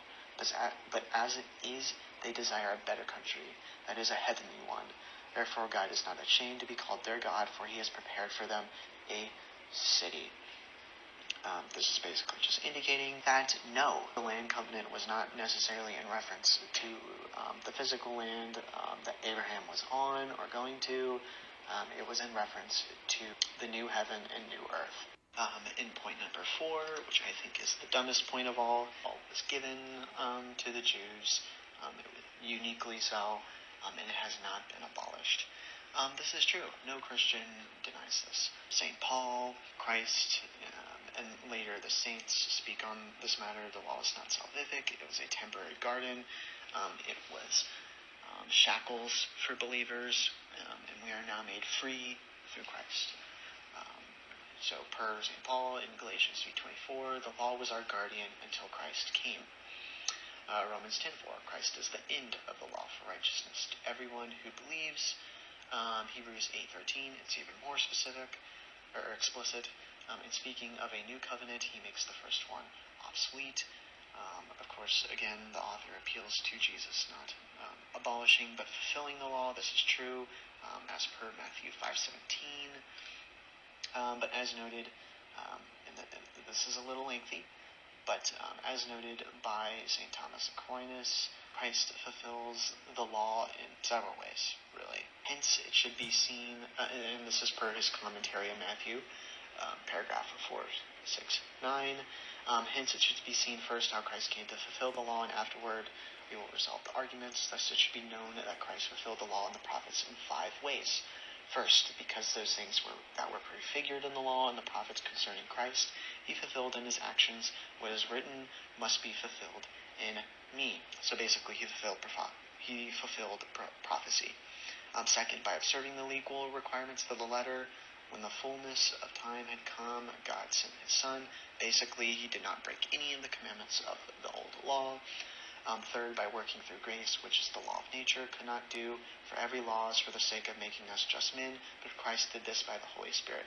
For what the law could not do, God has done by sending his own Son. Basically, he rectified the law and made it salvific by his sacrifice. So now we are saved by grace. Fourthly, according to Augustine, by satisfying for the sins by which we were made transgressors of the law, hence having borne the transgression, he is said to have fulfilled the law, whom God proposed to be a propitiation. I pronounced that horribly. Fifthly, by applying certain perfections to the law, which were either for the understanding of the law or for the greater perfection of justice, for the law brought nothing to perfection, and these things seem to be, Hebrews 7:19, for the law brought nothing to perfection, and these things seem to be the intention of Christ, since when he made mention of all legal restrictions, he added, "Be you therefore perfect," Matthew 5:48. Thus we resolve the arguments of Faustus as Augustine resolves them. He's basically saying there that, again, this was kind of mentioned verses I cited beforehand personally. Christ came to fulfill the law. The law was not perfect. Through the new covenant, we are held to a higher standard and are thus made most perfect through grace. Christ's teachings, the teachings of St. Paul, and the teachings of the apostles and their successors. Now we move on to claim number 5, basically saying the temple and their services were exclusive to the nation of Israel, and they're still in effect in some capacity. Yes, the temple of Israel, they had priests, they had sacrifices. The New Testament, the whole point of it is that this is no longer a thing. We're no longer supposed to be doing this. For example, in Hebrews 8, I'll start with verse 1 just to give the full context. Now the point in what we are saying is this: we have such a high priest, this is referring to Christ, one who is seated at the right hand of the throne of the majesty in heaven, a minister in the sanctuary and true tent, which is set up not by man, but by the Lord. For every high priest is appointed to offer gifts and sacrifices, hence it is necessary for this priest also to have something to offer. Now if he were on earth, he would not be a priest at all, since these are priests who offer gifts according to the law. They serve a copy and a shadow of the heavenly sanctuary, for when Moses was about to erect the tent. As seen there, again, the law is kind of dissed. And the priests, the Jewish priests at the time, and all that came before them, they were a shadow of what was to come. Furthermore, again, starting in verse 6 of Hebrews 8, but as it is, Christ has obtained a ministry which is much more excellent. The old, as the covenant he mediates, is better, since it is enacted on better promises. For if that first covenant had been faultless, there would have been no occasion for a second. Again, verse 8, continuing, this is referencing something earlier, for he finds fault with them when he says, "The days will come, says the Lord, when I will establish a new covenant with the house of Israel and with the house of Judah, not like the covenant that I made with their fathers on the day when I took them by hand to lead them out of the land of Israel, for they did not continue in my covenant, and so I paid no heed to them, says the Lord." Again, this is signifying that came before, was with fault. It did not bring the people to perfection. Yeah, again, not unique. It's not unique to the nation of Israel. It is brought even in the new covenant. Yeah. Point number 6. I honestly have no idea how, I just don't know. I don't know what, again, half these claims, I'm honestly confused at what he's trying to prove. So the claim is basically that the messianic promises are for the nation of Israel, not the church. This is untrue because not all of the messianic prophecies have been fulfilled. They will be fulfilled during the time of the church, which, again, as noted previously, is more perfect than the nation of Israel. But some prophecies were fulfilled, specifically in the context of, I guess, when the old law was still in effect, because Christ hadn't died yet. So, yeah, I don't really have much to say about this one. He's not denying that Paul is not denying that Israel has promises that were fulfilled. Point number 7. It just gets worse. It's true that the Jews are beloved because of the patriarchs, because of Abraham, Isaac, and Jacob. However, there is no automatic inheritance, automatic salvation without faith. This is the whole point of the context that came before verse 28, which is what he's citing. Like in Romans 11:20, they, Jews, were broken off because of unbelief, but you stand fast through faith. Faith is the requirement. Inheritance is a result of faith. Next point, 8. I think this is the worst one. I can't even believe he actually put this in here. It's somewhat embarrassing. Yes, Jesus came to the Jews. Matthew 15:24. I was sent only to the lost sheep of the house of Israel. He did speak Hebrew. He also mostly spoke Greek. So, there's that. And he sent his disciples to all nations. Matthew 28:19. Go therefore and make disciples of all nations. Paul writes in Romans 10:12, there is no difference between Jew and Gentile. The same Lord is Lord of all and richly blesses all who call on him. His identity is Jewish because of prophecy, but his mission, the grace he offers, is universal. Sigh. So the second section is basically just saying, if you bless Israel, you will be blessed. If you curse it, you will be cursed. It's kind of built on Genesis 12:3. I believe that's the citation, where God is speaking to Abraham. We kind of talked about this. One, as noted earlier, Israel, the true Israel, is the church. It is not built upon ethnic Israel. It's not built upon the Jews. It's built upon faith. As noted by St. Paul in Romans 9, which I mentioned earlier, you are made heirs to the promise of Abraham through faith. Ethnic Jews do not necessarily have faith. They don't have faith through their biological descent. So if they don't have faith, they do not inherit the promises of made to Abraham. Israel, modern Israel, certainly does not have faith.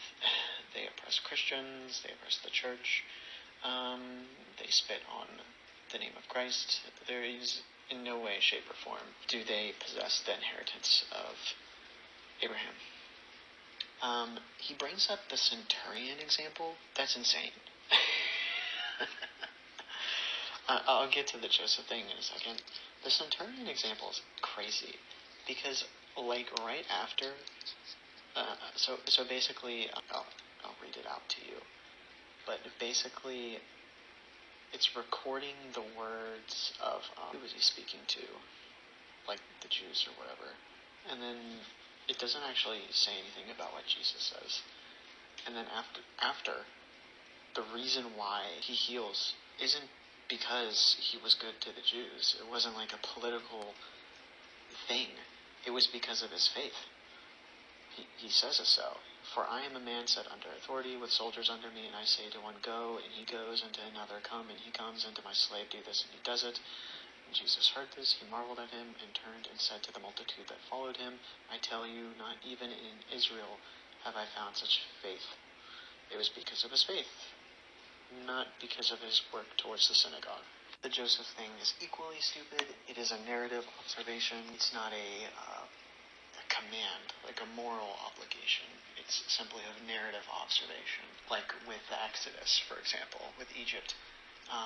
Egypt wasn't, they didn't get plagues because they weren't blessing Israel. They were getting plagues because they were oppressing the people of God. It's not like in that instance, I have no idea how they would try and bless Israel. It's just stupid.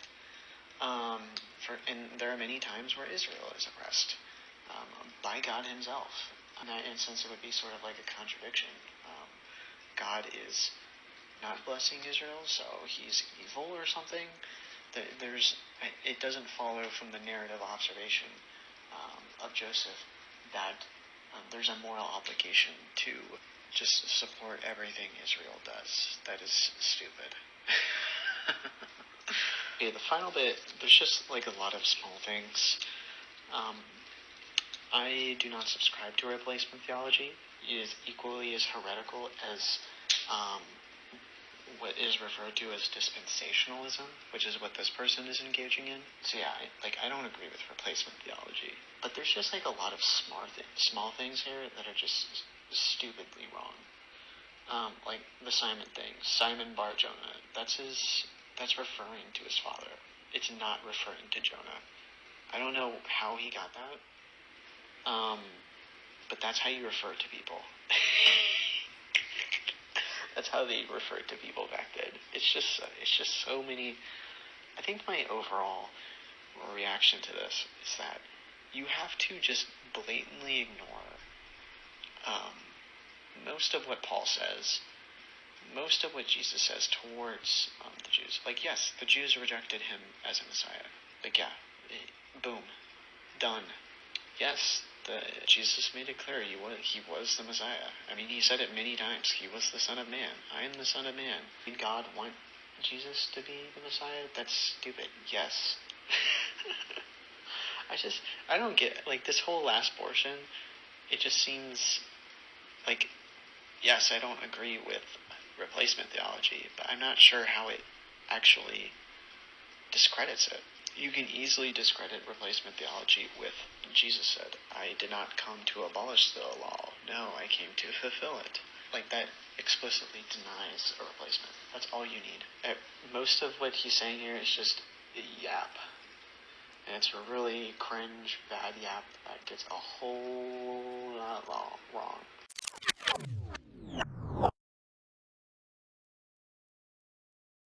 Hagee's last argument is by far the least compelling on its face, the least important, and immediately and obviously flawed. It is also the argument I grant the most to. The third argument is that we are indebted to the Jewish people. Therefore, we must support Israel. This is a ridiculous argument. If we grant that we are indebted to Jews for their contributions or their suffering, this does not logically follow that we must support the existence of Israel or treat it as special in any way, or grant that it is uniquely innocent or any other such notions. There is no logical connection. Israel is not the Jewish people. The government of Israel is not the Jewish people. Those who have been the victims of oppression are in no way logically incapable of becoming oppressors themselves, or at minimum doing immoral things, and therefore there is no logical conclusion that we ought to defend Israel in the face of it doing these things. If Israel was not acting wrongfully, we would not have an obligation to defend it due to our debt. We would have an obligation to defend it against other immoral actions, not excuse them on account of who committed them. In either scenario, whether Israel is innocent or not, which it clearly is not, we have no obligation to the nation. But I will actually grant the premise that we have a debt to the Jewish people. This is not for their contributions. Every people have made tremendous contributions to society, whether we recognize it or not, whether we can recite their names or write them down in the history books. Ultimately, the Jewish contributions to society are not especially unique, except insofar as Judaism branched off into Christianity, which is unique for occupying a space few other religions have been able to. Whether Christians therefore have a unique biblical obligation, I don't particularly care. Yes, the Jewish contribution to society exists, but it is not unique to their people, and moreover, none of us has any obligation to an individual on the basis that someone else of their ethno-cultural group has done something good. Similarly, we do not have an obligation to the Jewish people because of their unique sufferings. Ultimately, though it is by far the most widely known example, and of course the best documented, genocide is not new and has not even stopped since World War II. Moreover, there is no logical connection between an obligation to an individual on the basis of the suffering, even great suffering, had by another person of their ethno-cultural group. The basis for our obligation is precisely not a unique basis. We have an obligation to the Jewish people insofar as we collectively have an obligation to every individual across the world. We have a collective debt to everyone who has suffered, and we have a collective responsibility to prevent anyone else from suffering. We should not let Jewish people suffer needlessly, but we should also not let Arabs, Aboriginals, Native Americans, Anglo-Saxons, Goths and Visigoths, Semitic peoples, and everyone else suffer needlessly. Do you know who is suffering needlessly?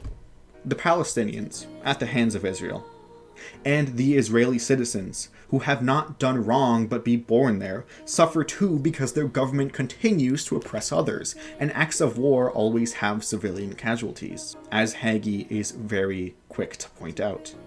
If we have a debt to the Jewish people, we have an obligation against Israel. Hagee doesn't care. He's just using them for political gain, because an imperialist US is a strong US, and a strong US gives him power in his church. But you care, and I'm glad you do.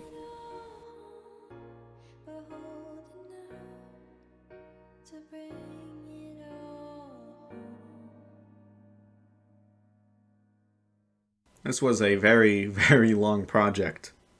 I read the book in a matter of a few days, then I wrote the script over a matter of a few days, and then it took about a week for me to get to record it, and then now I'm working on that over a matter of a few days.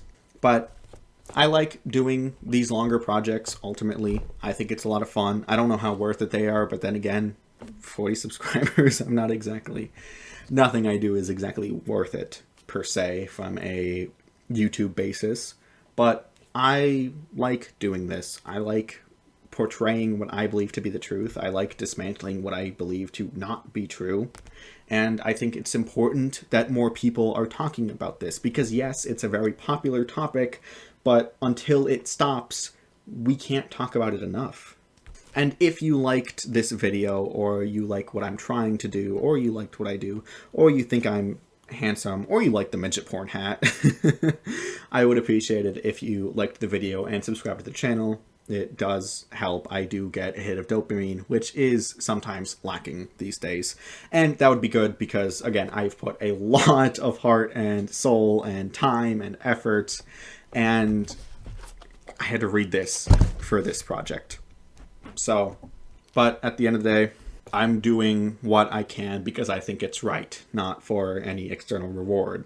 If I was going for an external reward, I'd be uploading political slop every day like John Doyle. I know that was probably a needless call out, but it's 1:15 a.m. I'm tired. No offense intended to him. I will get to him sometime in the future. So also subscribe for that sometime in the future. I do intend on covering other political YouTubers on this platform, because I think that'd be interesting. I think it'd be a lot of fun. But yeah, every source I have from this video is in the description. You can check out everything I said. This book, I will not give you a link to a physical edition, because I think that financially supporting this type of behavior would be incredibly morally irresponsible. And encouraging you to do that would be irresponsible of me. But I am instead going to link an online PDF for free of this book that you can look at in the description below if you'd like. So you can look at what I'm reading, what I presented, and see if I'm taking anything out of context or anything of the sort. I don't recommend you do it. It's bad. It's bad all around. It's both bad politically and literarily. Again, if you want to hear my actual literary thoughts on this, I have a much shorter video over on HOA Book Reviews. Again, link in the description. Everything's in the description. Just go read the entire description. It doesn't even matter. But again, I want to thank my good friend for his help and aid in talking about the scriptural evidence Hagee cites. I know it wasn't exactly the best audio quality. It was a hassle to get it from his voice onto this video and all that. I don't know what to call him. His username on the social media we share changes a lot. It's an app called Amino. We're on Politics Amino. You're free to check that out too. I help run that community. Link in the description too. I wonder if I can get sponsored. Do they still do sponsorships? I'll have to look that up. But I don't know what to call him, I guess. Whatever, he's my friend. He does a lot of the Bible stuff. We've had a lot of talks on that sort of topic before. And he does really good. He knows his stuff, especially about the Bible, a lot more than I do. And I'll link whatever he wants to promote down in the description below as well. Go check that out, absolutely. I don't know if he wants to promote anything. I don't know. I'm recording this before I have asked him about that. But if there is anything he wants to say, or anything like that, that will also be available, and you can go check that out. I know I've been rambling a lot in this ending for a while, but this is currently the longest project I've done on this channel. I will get to longer projects. I plan on it. Oh, I have some already made, actually. But I suppose that's all I have for you. This has been HOA Politics, and never stop learning. I guess, unless your only option is this book. Don't read this. It's bad. Don't do it.